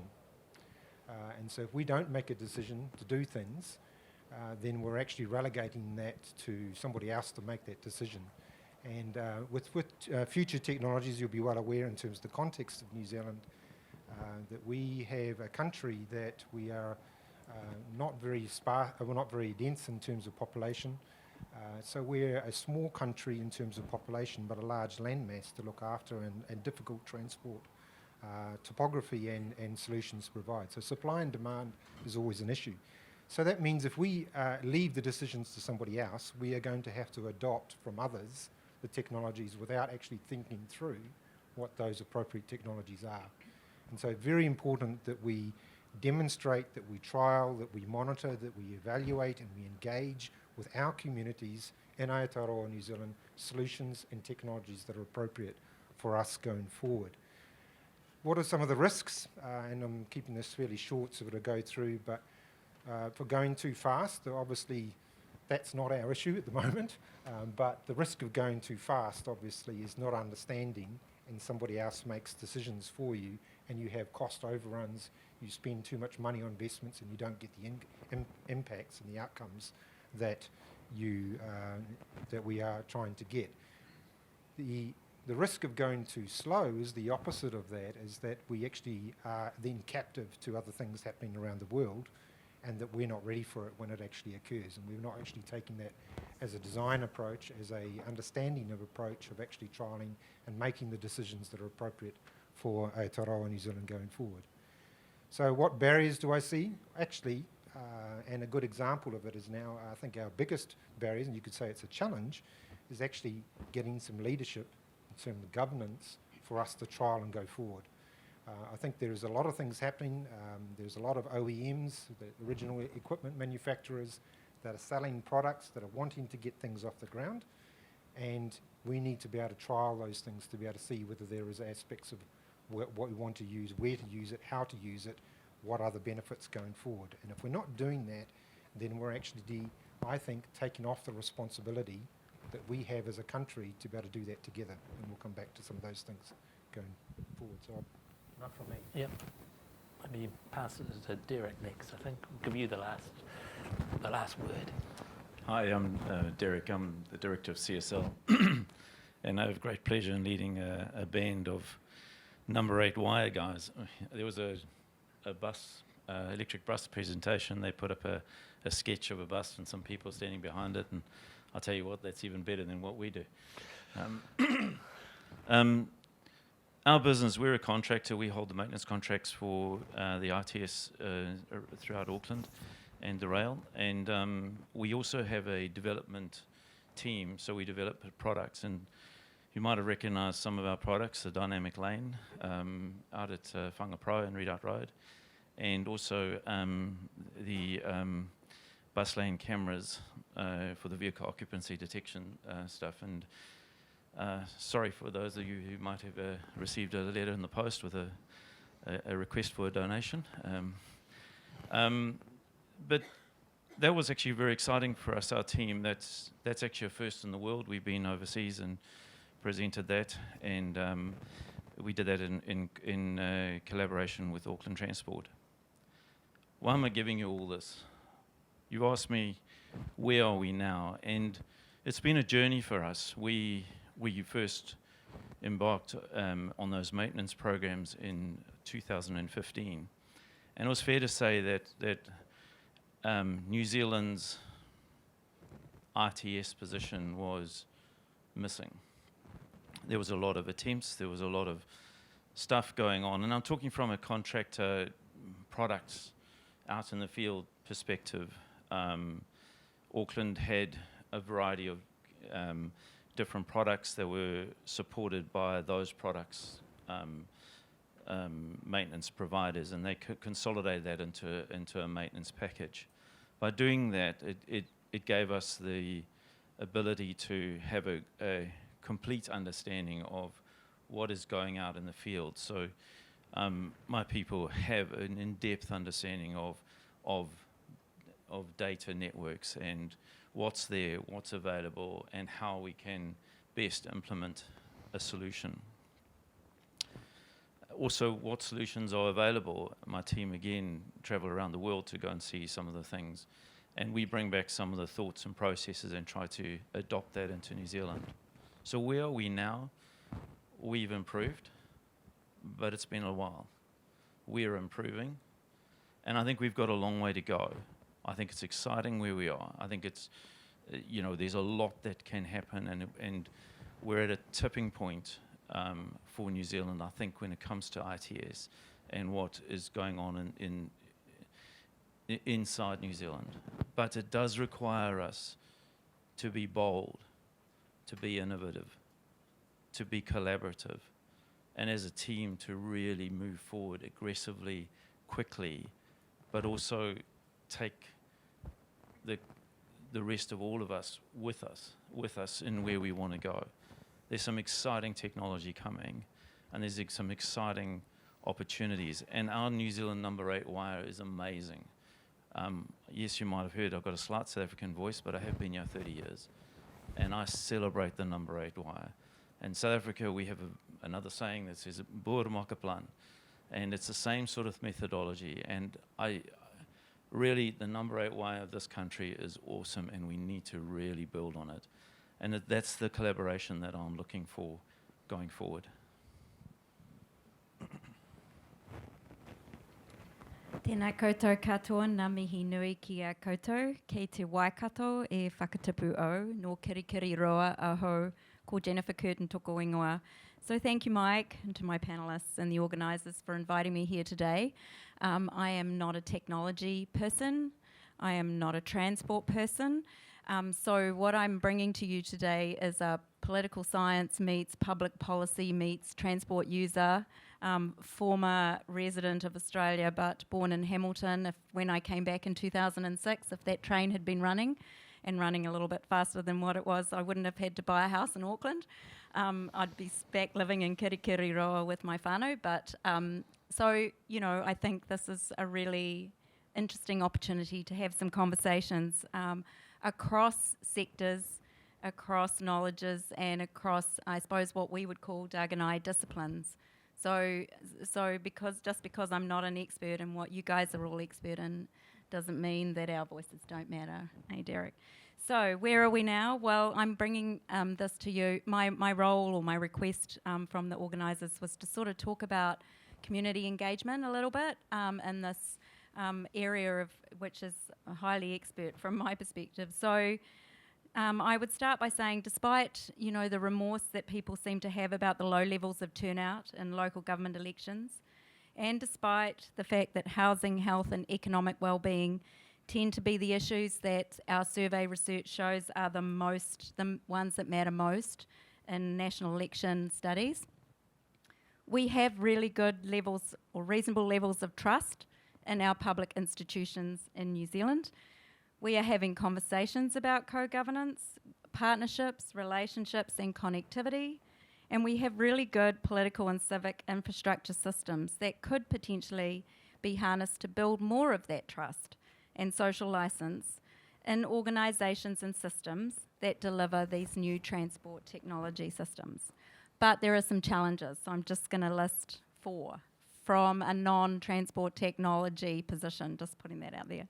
So who are we connecting with? Our survey responses give us answers on all sorts of questions, but we get those answers from people who are already engaged with the system. Averages tend to mask those that are already marginalised, and so do survey results.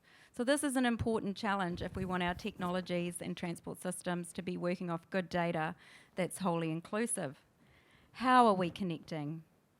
Connectivity with communities involves more than consultation, conversations and explanations about why change is necessary. The challenge is about building relationships and recognising that these relationships are both involve process, but they themselves are outcomes. That our communities are not end users of a product because the relationships with them don't end. But building trust-rich relationships takes time, and this is where the paradox that Doug raised sits. While we need to move fast to keep up with technological change, we cannot rush the process of continual nurturing and contributing to relationships with our communities. Third challenge is about data. So it seems to me, from an outsider's perspective, that technological change increasingly involves complex data, extracted from human experiences, and what happens to that data? How is it used? Where does it reside? Who has access to it? All of this matters, particularly from a Māori data sovereignty perspective. Article 2 of Te Tiriti talks about taonga, about treasures, and data is considered a taonga. And it signals to communities what decision makers value on behalf of those communities. So we need to think about what we're doing with data. How are we communicating?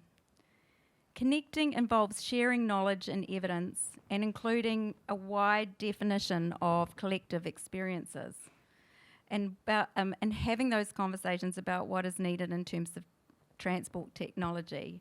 But we all speak different languages, engineers, in my view, in particular.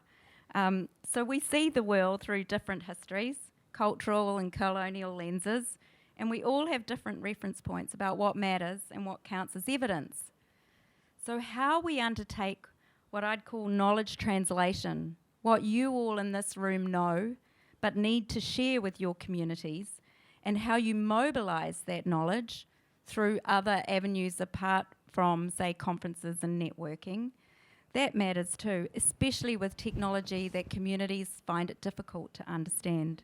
And it involves reflexive listening and feedback loops. But again, it takes time and it takes care. Thank you, Jen. I'm now going to be posing the panel a couple of questions, but I think before I do that, I'd like to just reflect on some of the things we heard earlier today, particularly on the TERP, Transport Emissions Reduction Plan. I think I've got that right.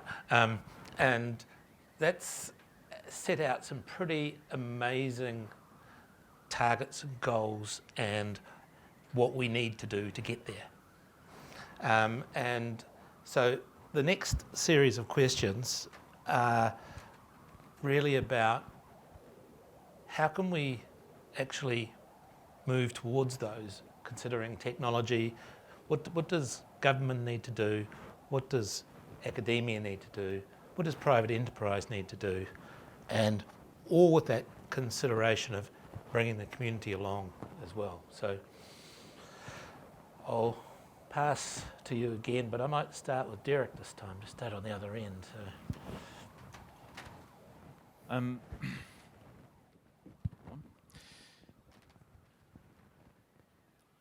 For me, and our role, emissions, is really focused on moving traffic faster. We did the dynamic laning, and forgive me, I don't have the information at my fingertip, but I think the saving in emissions was in the order of 50.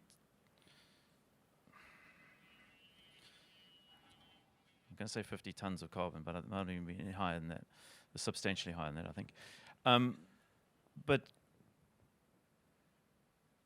for us, and this is one of the problems that we face, is we trapped in a cycle where we respond to a council initiative rather than drive a council's initiatives or NZTA initiatives. And so as a contractor, and this is one of the dilemmas, and this is what this panel is a little bit about, is that because we respond to initiatives, we respond to how we can make roads more efficient, make roads safer, though that's outside of the TERP.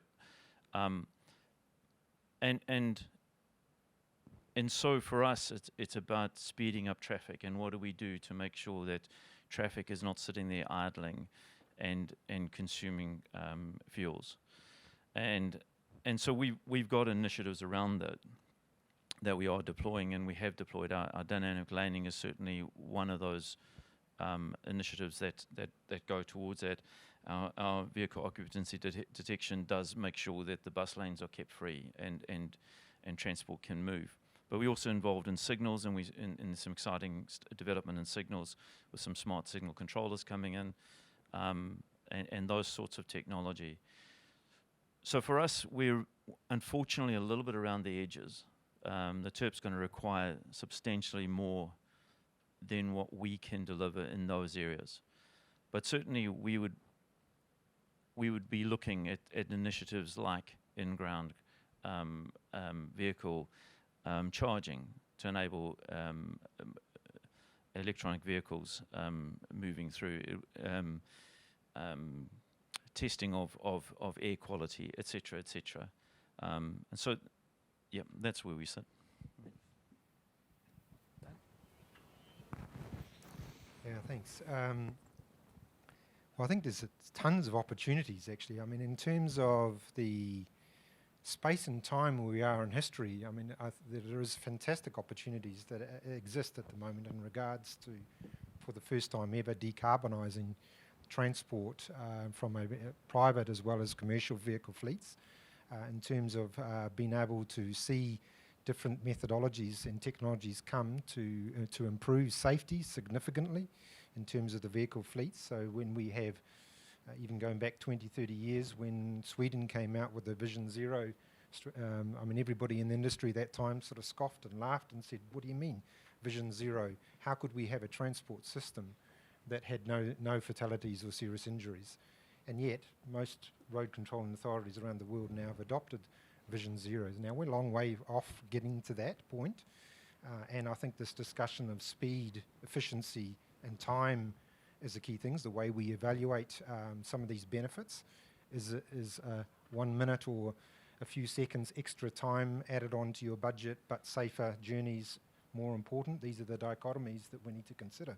The supply and demand issue in terms of how much supply we give versus demand management, in regards to changing behaviours to more sort of shared, more sustainable transport options are key issues that we need to consider. But they are opportunities that we have at the moment in time and history. So we have real uncertainty in terms of user preferences. We have real uncertainty on the decisions that people make, and we're trying to manage thinking the infrastructure for a 50 year to 100 years in advance. So decisions we make today affect those lifetimes going forward so much, and yet it's very difficult to predict what that is likely to be at this time.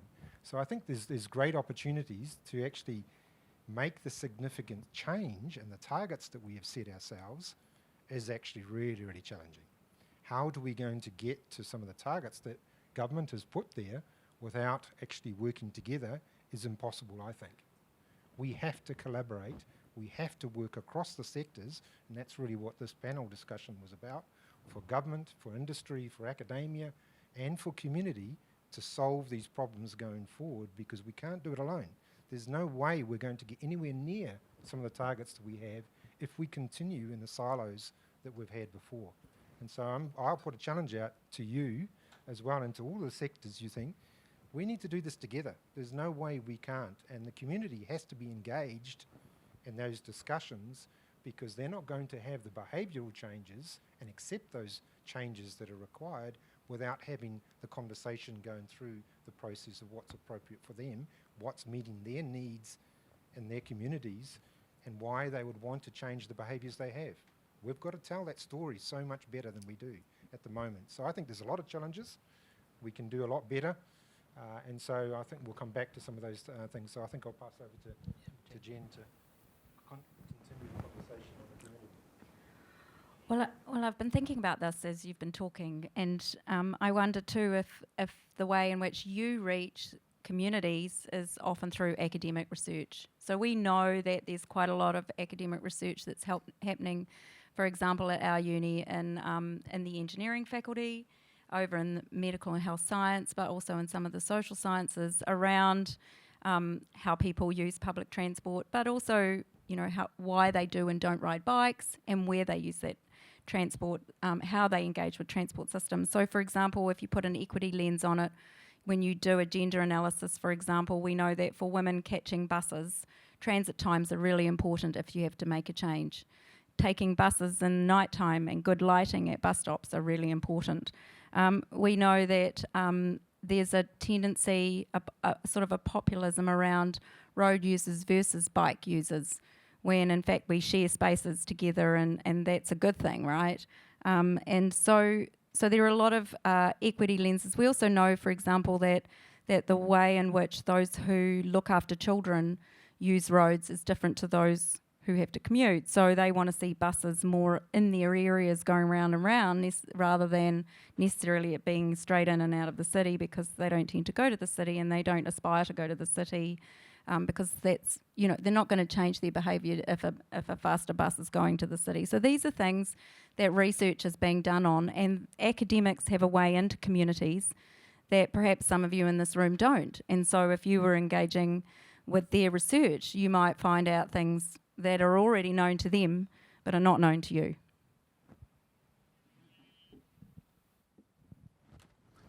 Thank you. I've got a couple of questions that I'd like the panel to just reflect on. When I've travelled around the world, I've seen that most developed countries have already got fairly rigorous testing programs around vehicles, some of the technology along the side of the road and what have you.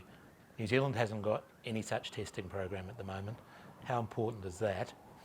And another question is really, what do we need to do to allow the regulatory barriers, if there are regulatory barriers, to testing and bringing in new technology?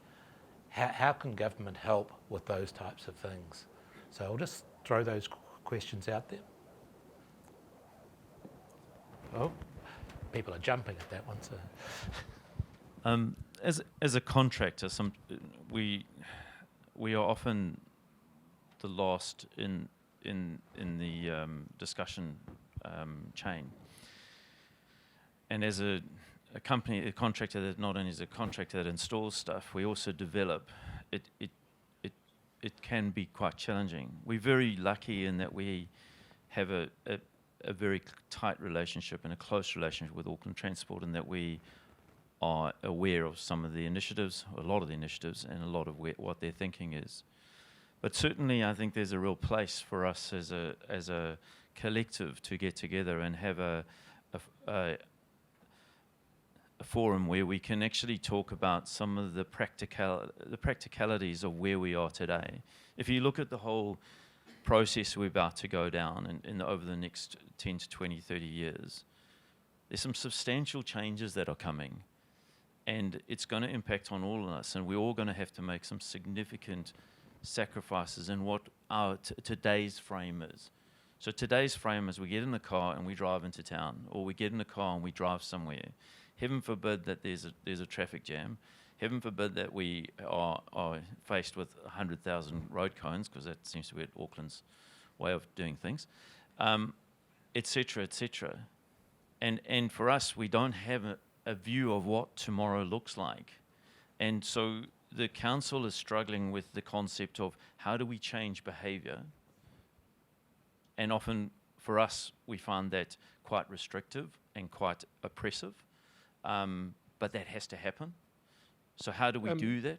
I apologise for the interruption, but it's a great jumping in point, if you'll allow me. My observation listening, I thought we'd just throw it open to the floor and get a bit of interaction happening. My observation listening to the comments so far is there's a lot of, we should be doing this is what we need to be doing. My sense, as I read the vibe in the room, is that we're preaching to the choir a bit on that. I think that everyone here agrees that we need to make things better and collaborate more. I would love one sentence, one short sentence from each of you on why that isn't happening now. What are the barriers to collaboration? What are the barriers to getting things done? In brief.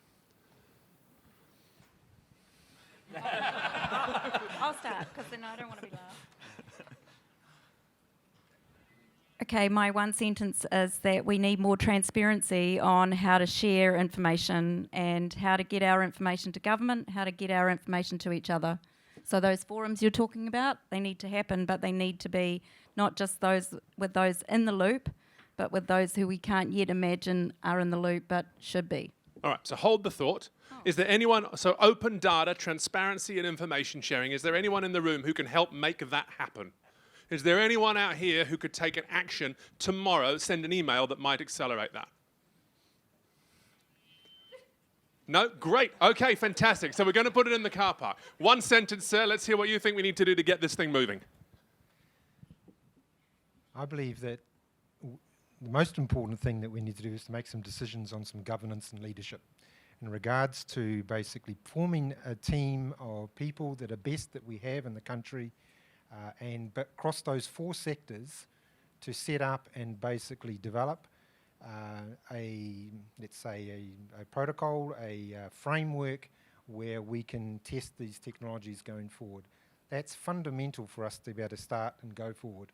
Okay, so we need a test bed that forces collaboration, kind of accelerates things. We need transparent, open data sharing, okay? Did anyone help with the test bed? I'm just throwing it out there. There's no commitment. At the back. Thank you very much indeed. We've got a bid from the back to help build a test bed for New Zealand that brings together our four sectors. Any advance on yes? Any advance on yes? Sold. So thank you very much indeed. And for a final comment here, one sentence, what do we need to do to get collaboration moving in this country? I think actually creating a working group that has a cross functional team from government, from the university, from our stakeholders, and from contractors would give us the opportunity to share and to actually really just air out and try and smooth some of the impediments to the pathways that we face. Nice one. So I think there's good support for a working group from the panel, as well as the open data piece. I think we've got a lot we can move on. President Mike, what is the role of ITS NZ in helping to bring those things about? How can the organisation help? Well, I think the ITS New Zealand can play a key role in actually facilitating the trip. I think they can all hear me because I've got a lapel. I think ITS New Zealand can play that coordinating role between all those bodies. We have a membership that has industry, academia and government on it. The industry is, unlike many of the other organisations, the industry that is represented by ITS New Zealand covers manufacturers, contractors, consultants and what have you. So I think that we can bring all that together. I would also like to add that there is another thing that I think is important, and I know that Waka Kotahi is investing $15 million in the Innovation Fund, but that's just a drop in the ocean to what is really required to invest in the change that is required. So sooner or later there has to be a recognition that a change management program of this type, which is across the whole community, requires substantial investment of people and time. And that needs to be recognised. Yeah, great call. I saw your hand up, sir. Yeah, well, I was going to just add to that, is I think it is needing a significant resource, and that's one of the, because government has to, I think, fund the initial capture of that. And if you look at all the examples of great centres overseas, internationally, that government has come in and actually funded the initial part of that. Industry then come on board with additional funding, and you can look at different aspects of it, but there needs to be that fundamental core that government see the purpose of this and the need for it, and actually fund that initiative to start with, and then it can expand from that point. And I think that's something that's missing at the moment. Outstanding. Tim, we've got hands starting to come up around the room, which I'm really excited by. If you're up for it, I'm going to throw and take some questions from the floor. Now, we had an offer to convene a working group over here. It looks like there's a follow-up question coming along from a test bed. That's what it was. I'm not setting you up. Here you go. Yes, CAPS can most certainly help with the test bed. But my question is, do you think, first of all, one of the opportunities is failure? So just let the awkward silence hang there for a bit. And then the other one is, we talk about industry, academia and government. If we took our industry hat off, it does come off, academia and government. Do we know what is important to community when it comes to transport technology? Do they understand that terminology? And if so, because I think it was you, Mike, this morning that said, yeah, everyone wants change except me. So then how do we bridge that gap? So there's two questions there. I'm not sure who was the question to, but in regards to failure of systems or whatever testing, absolutely. I mean, I think the best learning you can do is actually from failures. You actually learn better from failures than you do sometimes from successful implementation, because you don't know why you were successful. If it fails, you actually learn, you can actually start from a research perspective to find out why and improve. So we're scared of telling the stories when we fail in the country, and that's wrong. We should be actually learning from those and sharing those examples. When we get it wrong, we accept it and we move on.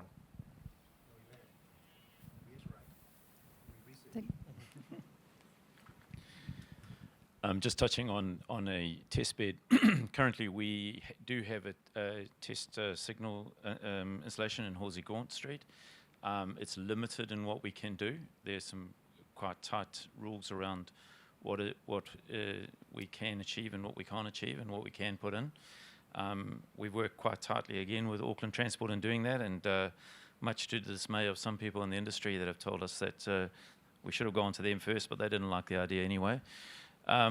So that's sort of the environment in which we're playing with, where we are fortunate in having Auckland Transport helping to a degree, but there is some resistance in terms of these are the rules, these are some of the things, and we didn't like it anyway, so we wouldn't support it even if you bring it to us. So those are some of the challenges that we're facing. You raise an important question where you don't want change except, we all want change except for me, and that is a massive issue for all of us, and someone's got to take the leadership in terms of making that change and headlining that change, and that's the danger, because that person is often vilified. You look at some of the changes that we've experienced in our lifetime. Take Sydney Opera House. It was hated before it became Sydney Opera House, and now look at it. It's a landmark. You take a little we used to have a picture of a syringe stuck in the ground, and that was our Scar City when it was coming here, you know. And now look at it; it's our landmark. Look, absolutely. I'm going to take. I've got one more burning question here from the floor, and then, Mr. Chairman, I'm conscious that we're coming up on our wrap time, so then we'll pass over to you to draw the panel to a close. Here's the question now. Thank you. So what I wanted to ask was, do we have an opportunity with the incredible brains trust that is here and all that we've heard today to pick up on all the initiatives, all the innovation, and get that underway together as a group rather than setting up another forum that I imagine, Doug, you talked about a framework. I'm terrified as to how long a framework would take to put together, get approval, etc. Could we not start working with all the information that's in this room? It's just been incredible to watch CAPSH. I was impressed with what they did. Is that not something we could run ahead with rather than starting again?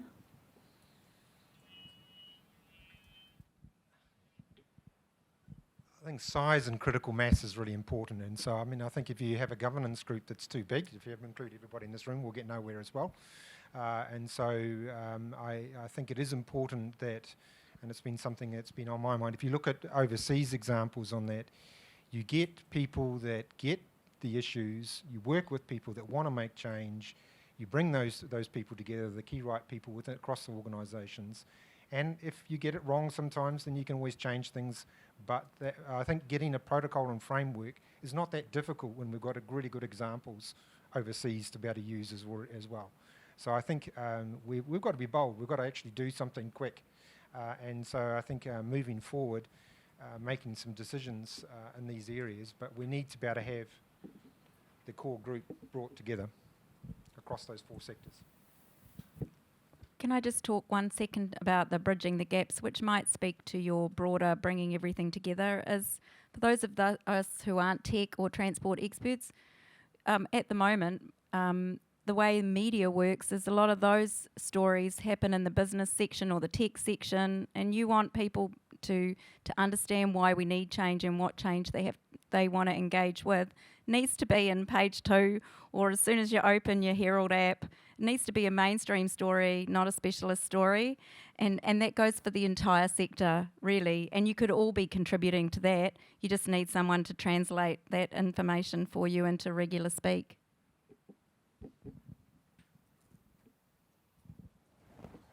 Yeah. One more, then I'll. I guess the way to go forward is to have someone to champion it, and then build a team around them of interested parties, and it has to be large enough to capture a spread of interest, small enough to be dynamic and mobile, and that's the key thing. You know, we always talk about this is coming in 2030, this is coming in, well, 2030 comes, 2030 goes, and it's now 2040, you know, and so we need a small mobile team, but we are looking towards our governments to lead that, because unfortunately it's going to take some money, and we can contribute something, but our pockets are certainly limited, and that's what it is going to take. It's going to take some time, some money, and certainly I'll speak from my company in our industry. We're interested in spending some effort into this. And I certainly would put my hand up for it as an industry player. Coalition of the willing. I don't need that to sum up, because I've got this wonderful thing.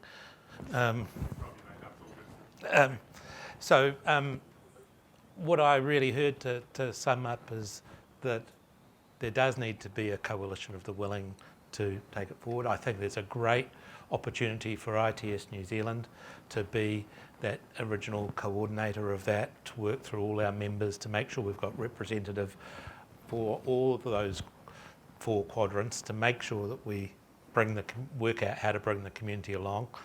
I take the point, a lot of good things are happening, but they're not happening fast enough, so we can't lose what's happened already, but we do need to set up for acceleration to zero.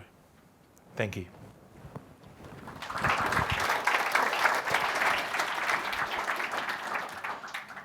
Thank you all so much. Very, very interesting, and thank you for allowing the questions to jump in from the floor. I could feel that people were itching to pick your brains and really, really engage with that. So thank you very much indeed.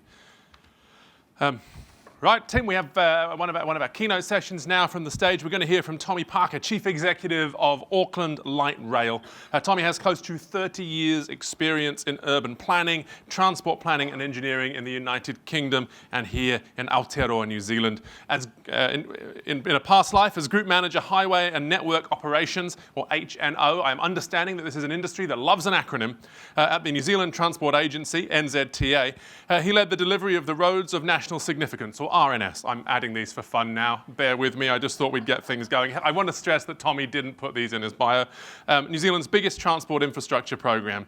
He also led the review of the highway maintenance practice and the introduction of the transport operations centres in Auckland, Wellington and Christchurch. Now, Chief Executive for Auckland Light Rail, Tommy is passionate about sustainability, resilience and the environment. Put your hands together. Let's warm this room back up. Tommy, it's all yours.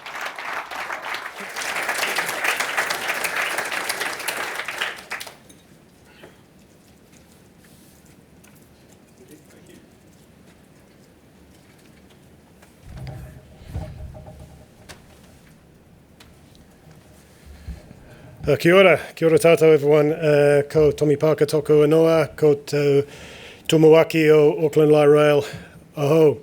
Great pleasure to be here to talk about this very exciting project. When the program came out for the conference, I got a couple of texts from a couple of you pointing out that I was between you and the drinks.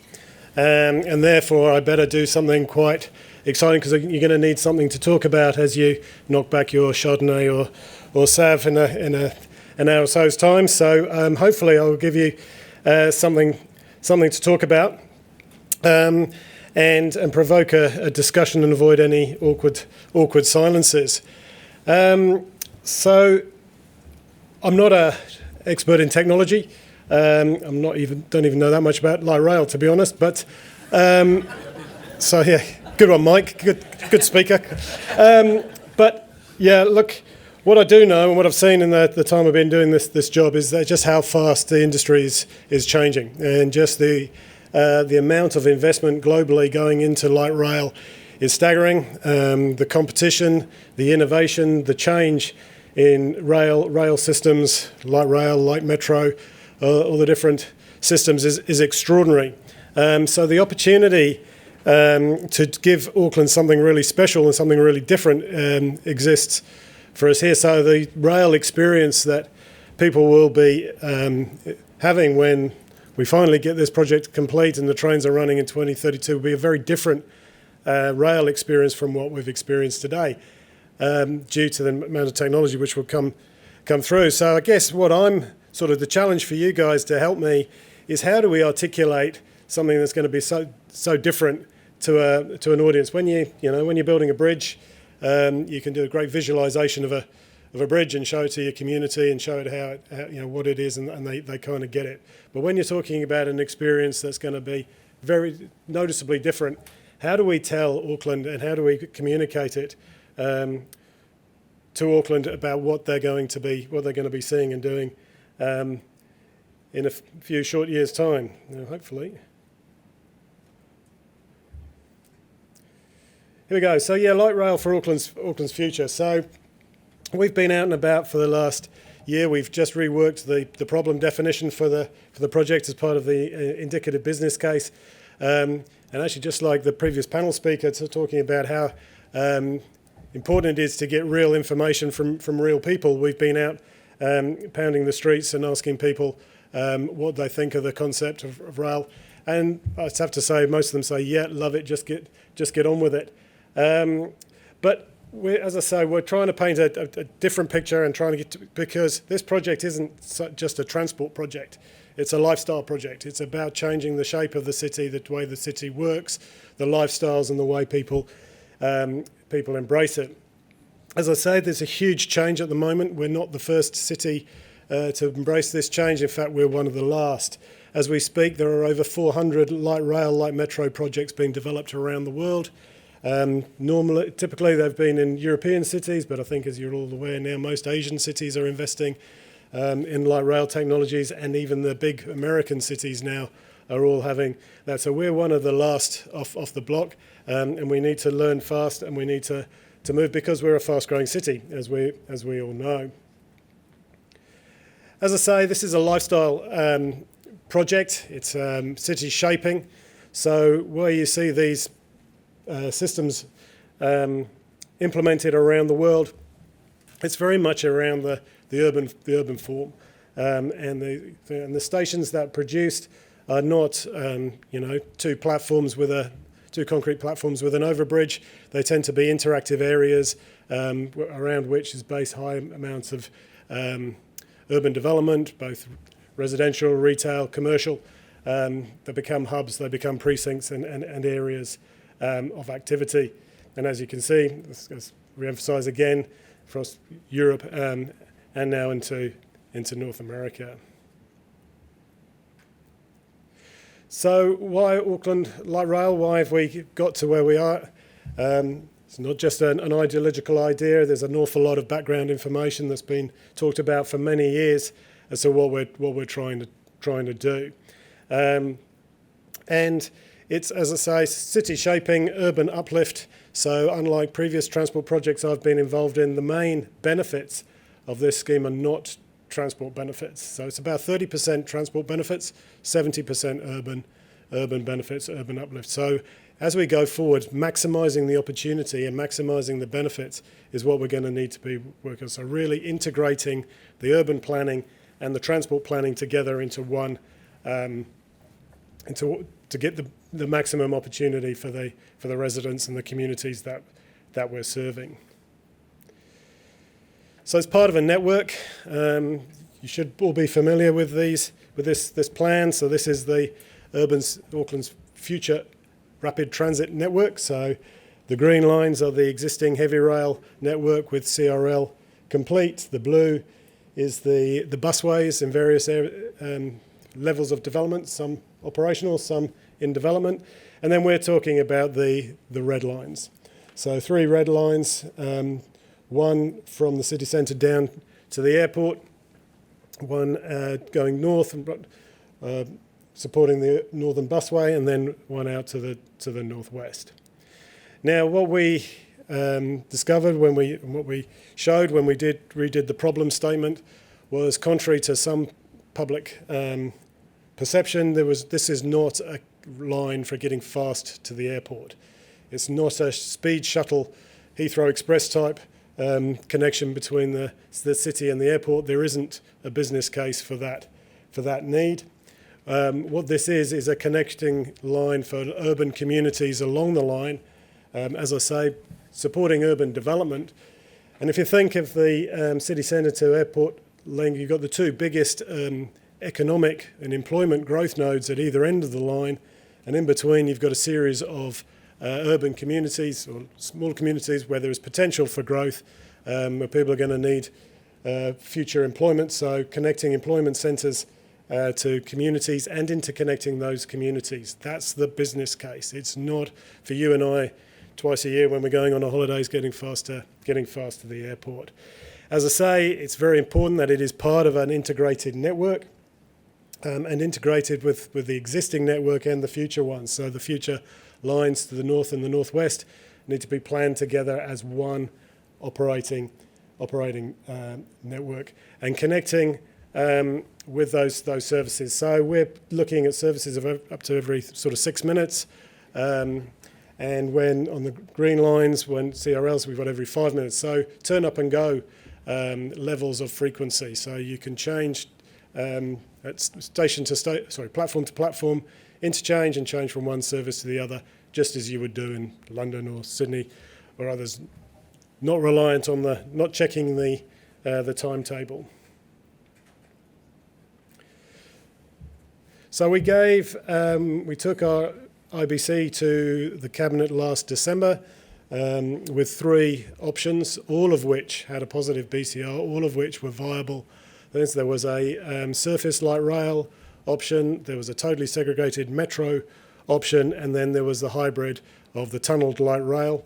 So partly tunnelled between Wynyard Quarter and Mount Roskill, and then running at surface alongside State Highway 20 through Onehunga, Mungari Bridge, Mungari, and down to the airport at surface. 24 kilometres, and we modelled 18 stations for the business case. And where we are now, we're now going forward into the design. So this can change, this will evolve, this will move forward, but this is, the IBC tells us that if we can get the benefits and reap the benefits, you can have a positive project. Even though it is a very expensive project, you've got very big dollars, big costs, but you also get very big benefits. A lot of the secret behind that, as I've said and re-emphasising, is in the urban. You've got to get the urban planning right. You've got to get rezone. You've got to upscale and get the urban communities right around those hubs. We did look at a number of different modes, whole range of different modes. So this plan, don't read it too closely, but it shows you the different levels of mode along the side there. And the two vertical yellow lines are the sort of the low and the high expectation of capacity of growth for the corridor. So we're expecting a model shown between about 9,000 peak hour passengers to about 15,000 peak hour passengers between those two lines. So as you can see, it's kind of at the top end of busways couldn't service that level of capacity, but light rail can. By the time you're getting up to the top end, you're getting close to a metro level of service. So we're in that cusp. Now the main difference between the low and the high, partly it's the forecast around urban growth. We actually have quite a poor record in Auckland of predicting urban growth. We tend to underestimate it. So that's one part. The second is when, or if and when, the scheme is connected to the North Shore. So at the lower end of that line, that's would serve the capacity if it was a standalone line just between the city centre and the airport. But when you connect into the North Shore, you obviously get far higher growth with trips from Takapuna to Onehunga, Smails Farm to the airport. So that's when you need the higher lift. So when we talk about why did we go tunnelling, why did we go underground, the reason is to future-proof that capacity for when we connect to the North Shore. It's not just about avoiding business disruption, although it does help.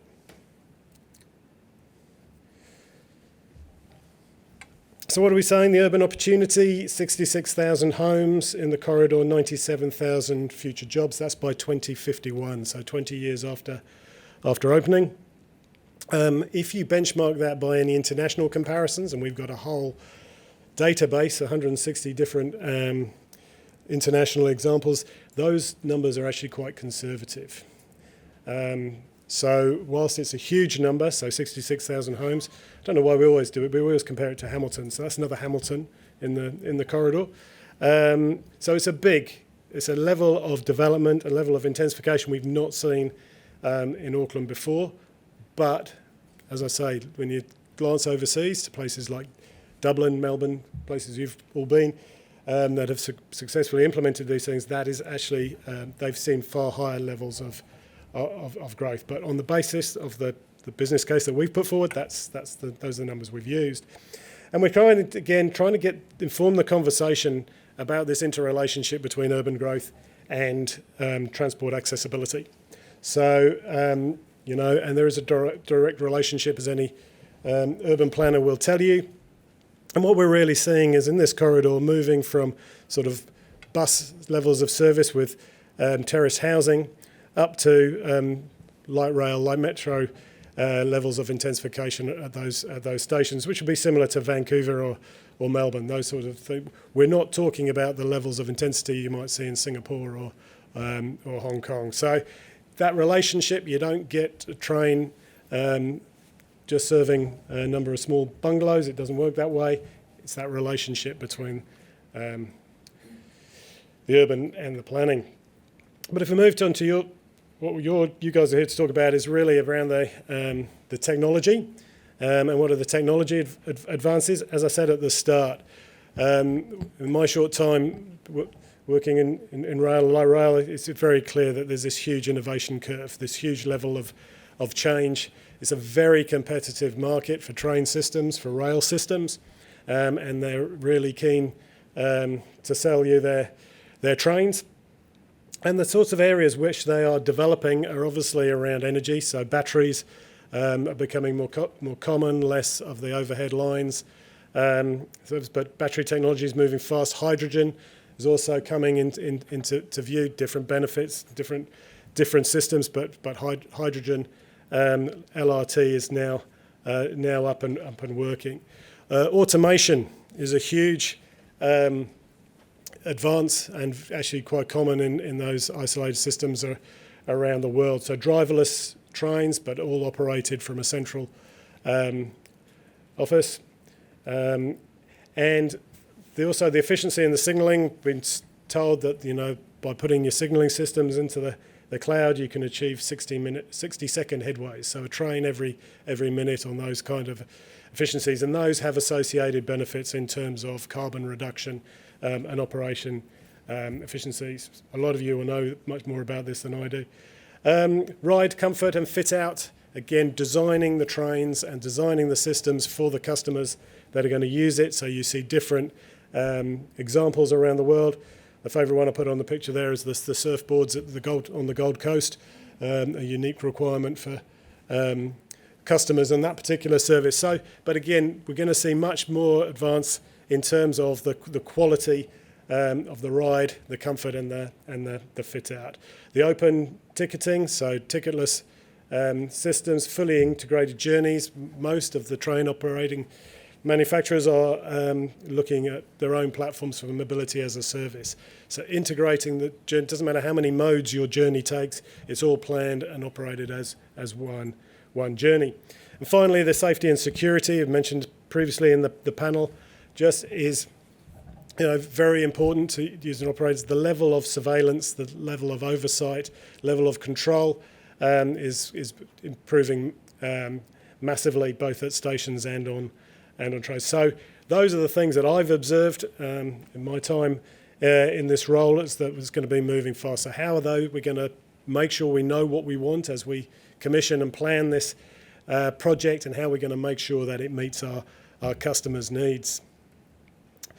And then the other thing is, how do we design our stations? What makes a great station? As I said before, the stations we see on the Auckland network at the moment, fairly practical, fairly standard. They all look pretty much the same. Where we've seen stations being developed, and you'll all have visited them around the world, as I say, much more integrated, much more vitality, and tend to be that mix of land uses. So they're not just public sector spaces. They've generally got developers involved, and they're used as commercial or retail areas. Very beneficial also when it looks to funding some of these schemes. Most of the schemes around the world now are to a greater or lesser extent dependent upon developer contributions. So developing at scale, making those, giving the accessibility that allows the development to grow is what we need to do. And I think it's fair to say we haven't done it well in Auckland to date. So where are we at? So as I said, we've done the indicative business case. We got it signed off by Cabinet last year. They gave us the money and the mandate to progress to what we're calling the corridor business case. So this is a broad business case, not just for the train components, but for all the other components, and as we said, about land use, associated infrastructure, connecting routes, walking and cycling networks, etc. that needs to get to make the whole thing connect and work together.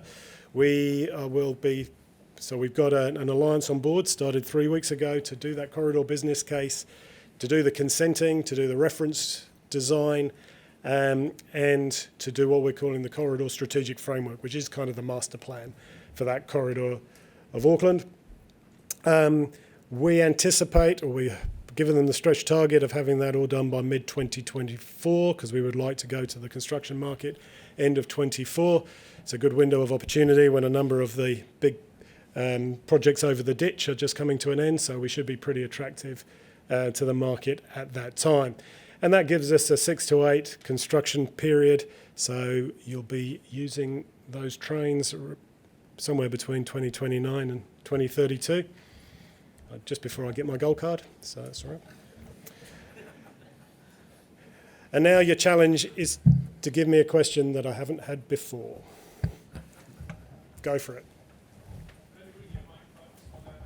We can all hear your interesting questions coming through. Put your hand up again for me, please.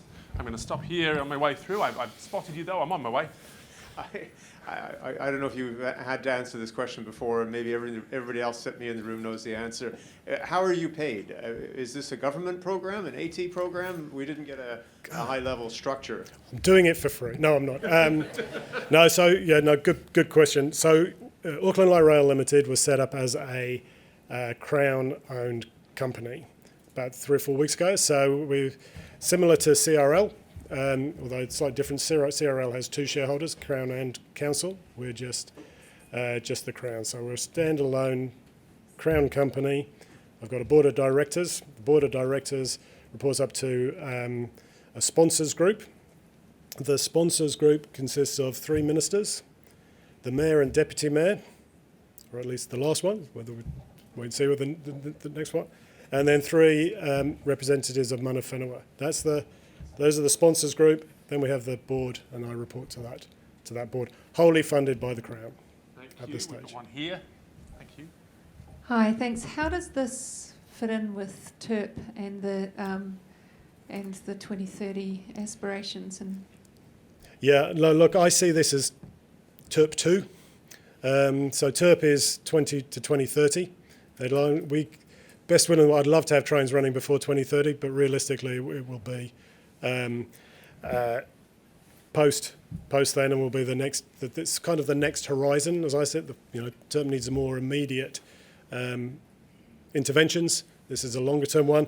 The real challenge for us is the trade-off between embedded carbon and operational carbon. The best options are the ones, for operational carbon, tend to have a lot of concrete. So how do we reduce the amount of concrete, especially once we start getting into tunnelling and so on? So at the moment, the business case, we sort of carbon neutral by 2051. We have to be 2050. Sorry, we have to be better than that, and we have to find a way of getting that down in line with the TERP objectives.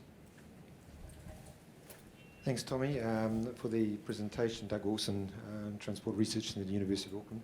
But my question's really a bit provocative, I suppose, in the sense that I'm coming back to your benefits being 30% transport versus 70% urban renewal. So I'm going to just ask a question in regards to what your thoughts are in regards to, have we told the story right well enough, in the sense that we've sort of lumped it in the past anyway around it's a transport project, it's significant funds that's coming for a very high cost then per kilometre of a transport project, yet the benefits are largely to the urban land use integration either side of that. So I just wanted your thoughts in terms of, does it reduce down the budget in terms of funding for other projects that are also required across the country, and what's that balance? So look, the answer, Doug, have we done good enough jobs telling the story? No. And that's what we've got to get. We have these very strong siloed thinking though around, transport, urban, water.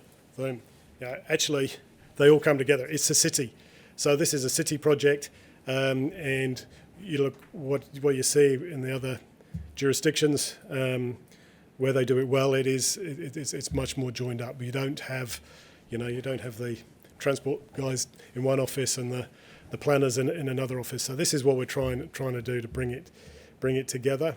I think the other part of your question, how does it relate to the sort of funding of other projects? Look, of course, there's always finite resources, and we have to be cognizant of that. Look, I'm not sure. Yeah, we've got a bit of a way to go to find what's the right balance and how does it all shape up. What I am certain of is we're trying to solve the right problem.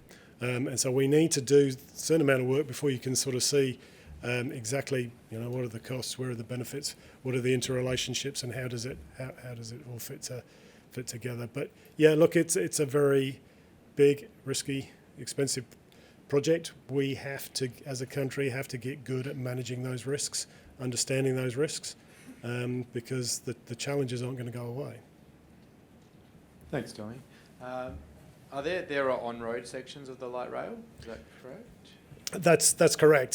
So the scheme, tunnel to Mount Roskill and then running alongside State Highway 20, so it's effectively segregated for that part. The bits that go, so we're going through Onehunga and we want to connect to the heavy rail station at Onehunga, that would be through running, go across the harbour. And it was really interesting actually in our conversations, you saw us out there talking to the community. Mangere was really strong that because there is an option for us to stay on the motorway, but then the station would be at the periphery of the town. They wanted it in the town. They want it evident, then they can see the benefits of having it as a catalyst for broader urban reform. They didn't like subways or underground structures. There were safety implications. So it was a really interesting, where I thought, they might be wanting to avoid disruption and big change by putting it around the side. The community was very clear that they wanted that thing. So those are the two main areas, Onehunga, Mangere.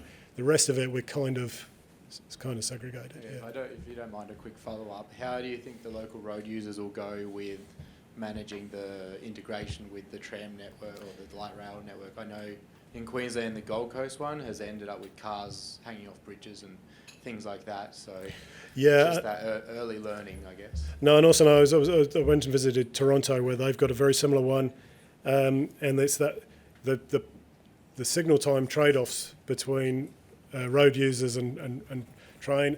They're trying to run 3-minute headways over there. It becomes very problematic. So yeah, it's going to be our designers are going to have to really work that out.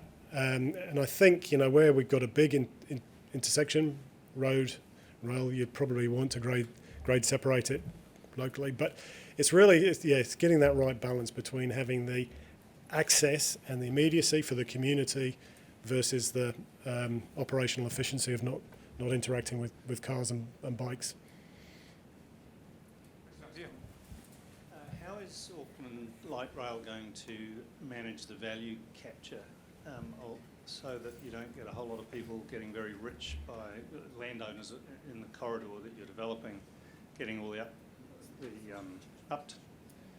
rise in values rather than Auckland Light Rail?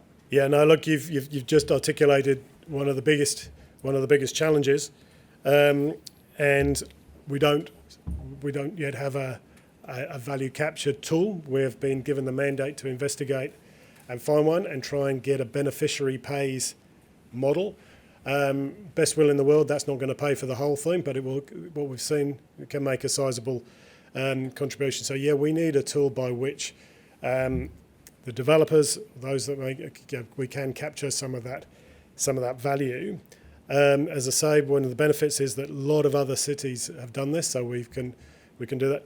My conversations with developers to date is that they are not opposed to value capture, provided they know what the rules are at the start of the game. The rules are applied fairly all the way through. But if this opens huge hectares of high value land, well, not surprising they're up for it, and they understand that the project should be able to take a cut. Interestingly, I don't know if this just Crossrail. If we do quick, I know it's a hugely different project, but it was interesting. 20% of Crossrail was paid for by developer contributions. It's only been open a few months. They've already seen 6 times the amount of urban uplift that they forecast in the original business case. So even though they managed to capture billions of pounds of investment, there are still a lot of developers on the fringes of London who got very rich on the back of that public. So we've got to find a way to capture that. It's going to be a lot of fun. But if you've got any ideas, let me know. We'll have that drink. So we've got 2 more questions. We'll get sure. them quickly. We can pack them into the system. One here. Cool. Thanks for the presentation, Frederick from Beam here. So best case scenario, we're looking at 2030 plus We hear constantly business case after business case after business case. This is a project that's been a long time coming. You mentioned before about the benefit of sort of the grade separation and putting the sort of cut and cover or open trench. Yes, there's certainly benefits to the tunnelling approach, but there's certainly a lot of benefits on the other side, keeping it at grade, and certainly some accessibility benefits there too. Can we not bring it forward and keep it at street, and even looking at the dog leg out to the hospital? What are your thoughts on those sort of comments? Yeah, look, business case after business case, but if you want to spend billions of dollars, we have to have a pretty good. We have to get it right. In terms of the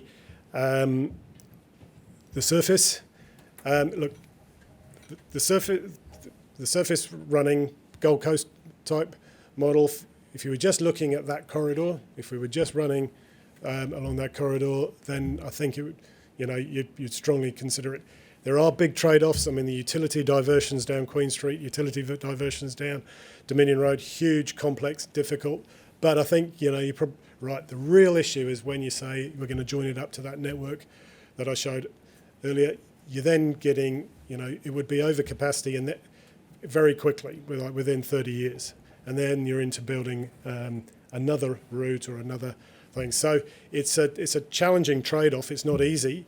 I'm happy to deliver either, but I think at the moment, if we're talking a long-term route that's going to serve North Shore, going to serve Northwest, and it's all got to work together as one joined-up network, then I think this is the right scheme. Hi, Tommy. I'm Dilip Datta from Stantec. Thank you for your presentation. I have a question about the Onehunga section. I know there's a section, a rail corridor there that's considered low-hanging fruit because it's already designated for rail and it's got a ballast and everything's there to take you down to the wharf. What would happen if the east-west link were to head? Does that disrupt your plans? And also, how are you planning to go across the Mangere harbour there? Yeah, great questions. And the east-west link was consented on my watch when I was at Waka Kotahi, so I know the two projects can sit side by side. There's not a conflict. Obviously, you have to design through, but it is workable. The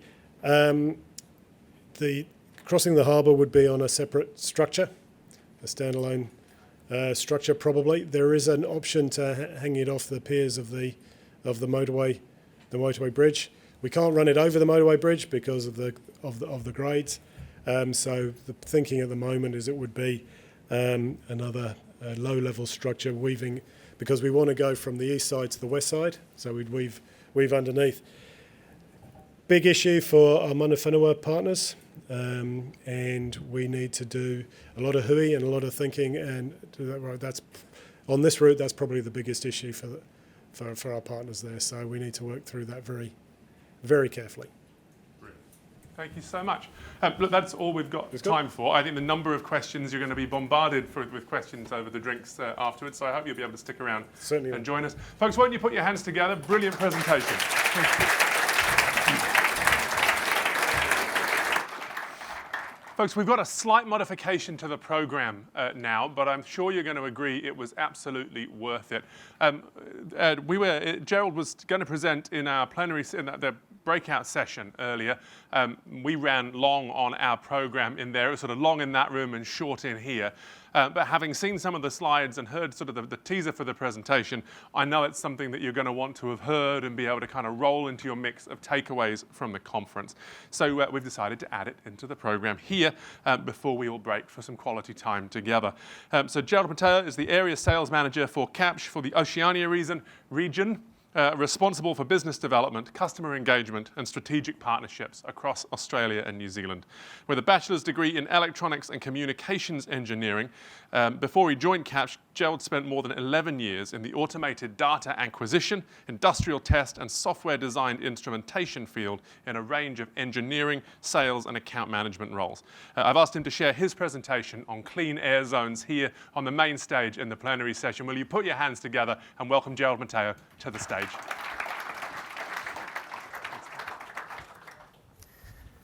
So I feel like I have to apologize first for extending this for another 15 minutes or so. But yeah, I'll try to make it worth your while for sure. So clean air zones. There's been a lot of talk this morning around policy and strategy on reducing emissions, accelerating to zero, etc. But everyone seemed to be talking about, they're not a tech person. So I'm going to say now, so I am a tech person. But despite me being a tech person, I'll try to make this as non-technical as possible because I don't want people to think that engineers don't talk normal language like everyone else. Yep, so a quick agenda. So we're going to start off with what is a clean air zone. So ironically, it's not a clean air zone. I mean, a clean air zone is a heavily, high emission zone where you want to take immediate action so that you can resolve that issue and reduce the emission in that area. So we're going to talk about why they exist, how they're implemented, and then some of the solutions that we have at CAPSH that actually do contribute to this solution. And I'm going to try and wrap up in 15 minutes so that you guys can go for beer and wine and etc. So like I said, so clean air zones, they're a high emission zone. So take, for instance, here, I think I've read somewhere in the news that in Auckland, Queen Street is probably one of the areas that has the highest emissions because vehicles go through that area for shopping and go to the cafes, all that stuff. That could be one example of that. So take that zone into consideration. You put a ring fence around it, and then you start thinking about how you're actually able to minimize the congestion in that zone. So that's what it is. But there's a lot of critics saying that it's just a means for the government or any organization really to raise revenue. But at the end of the day, what it is one person in every 10 actually lives in a city that's below whatever WHO considers as whatever the air quality guideline is. So they have declared it as a public health emergency. So definitely it's something that we have to take action on. Now, I'm not actually here to convince you that clean air zones are the way forward, but I'm just going to be here to talk about the technology behind it, how you can implement it, and how we actually do that within CAPSH. So just to simplify it in this graph here, so take, for instance, this area where it's a highly polluted area. You put a ring fence around that, and then you start identifying roads that actually go into that area and then exit that area. So potentially this could be vehicles that are heavy vehicles for freight. That could be diesel vehicles or even old vehicles of 10 years plus.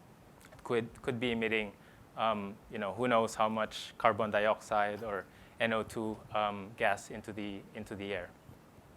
So once you've done that, what you can do is think about whether it's a carrot or a stick, whether you incentivize people or whether you actually charge them for entering that zone. And government can decide on what level of pricing, whether it's a toll-based pricing or incentive that they actually want to put into this. And the idea is you're going to be able to deter that vehicle from entering that zone and then maybe be able to drive around it or maybe even take a public transport vehicle instead of bringing their own cars. And once you do that, the hope is you're going to have a clean air zone, or some people also even pertain to it as a ultra low emission zone or a low emission zone as well. Now, I'm going to dive a bit deeper into what we actually do and what are the pillars of actually implementing a clean air zone. So there's actually two approaches to this. One is doing a video-based approach. And then the other part, which I'll briefly talk about as well, is doing it in a location-based or a GPS, GNSS-based approach as well. But for a video-based approach, essentially what you do is you put sensors around it. You need to be able to accurately identify what the number plate is of those vehicles that go into and outside of the zone. you have to be able to classify the vehicles as well. Because again, let's say an electric car could have a different level of emission, obviously, than a diesel car. And then you should be able to also process that information so that you can accurately either enforce, charge the vehicle that actually went into and outside of the zone. So I'm going to talk about each of the components in a bit more detail.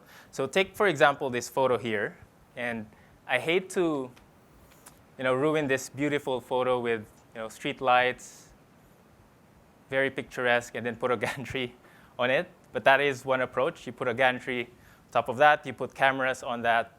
Or if you want to be a little bit more discreet, what you can do is put something like this. I'm not sure if it's very clear on the image, but it's 2 poles on each side, and then you can put the camera there instead of putting the full-blown gantry across the street. And the idea here is to be able to get images that are clear enough, high quality enough. And if you want to do some edge processing, some cloud processing, you can do that here as well on the edge, on the roadside. This is just a quick video. I'm not sure if it's going to play. Well, yeah, looks OK.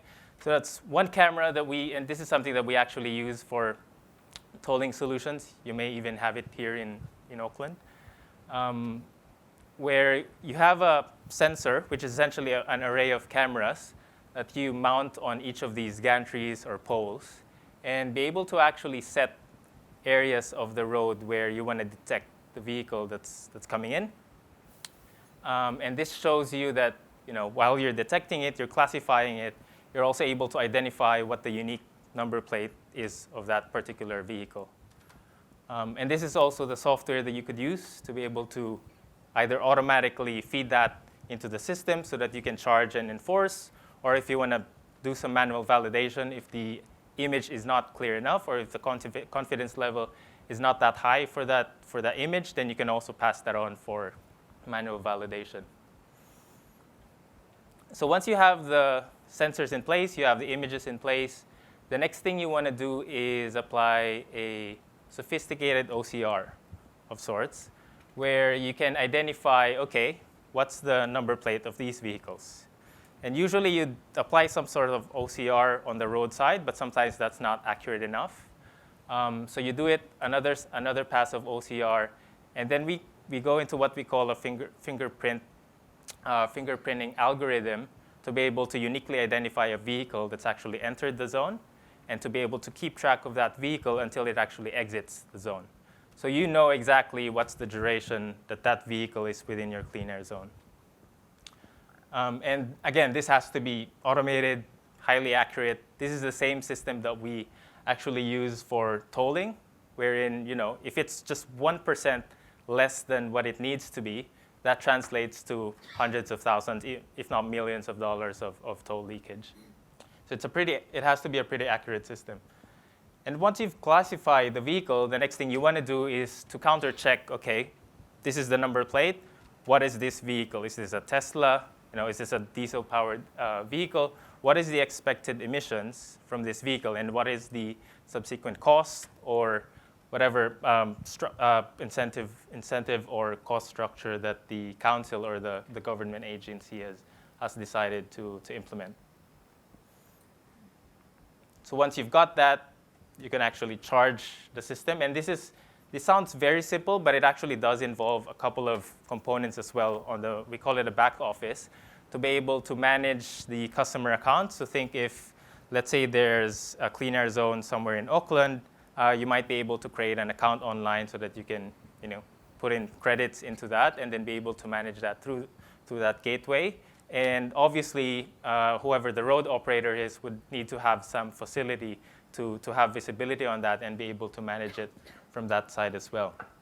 So this allows you to also pass on the evidence that you've captured early on in the process and actually be able to enforce that. If, let's say, if it does happen to go into a court trial, then you need the actual evidence to be able to show that, hey, you did go into this clean air zone at this time, at this hour, for this period of time.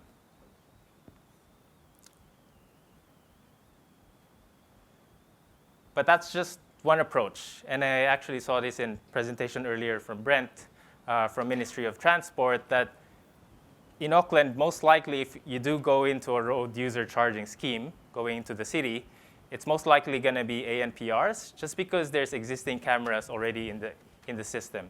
And you just really have to put in that extra layer of software on top of it to be able to implement a system like this, a clean air zone system, or an ultra low emission zone system. However, that's not supposed to be timed. One other option, which I think will probably be explored as well down the line, is a geolocation-based system. And we call this a geolocation platform. Sorry, it keeps doing that. Which is essentially a platform. So this is actually a recent project we did in Bulgaria, where there's a fleet of onboard units that you put on the cars to be able to track them. If you don't want a bulky onboard unit on your dashboard, you could also just use your mobile phone.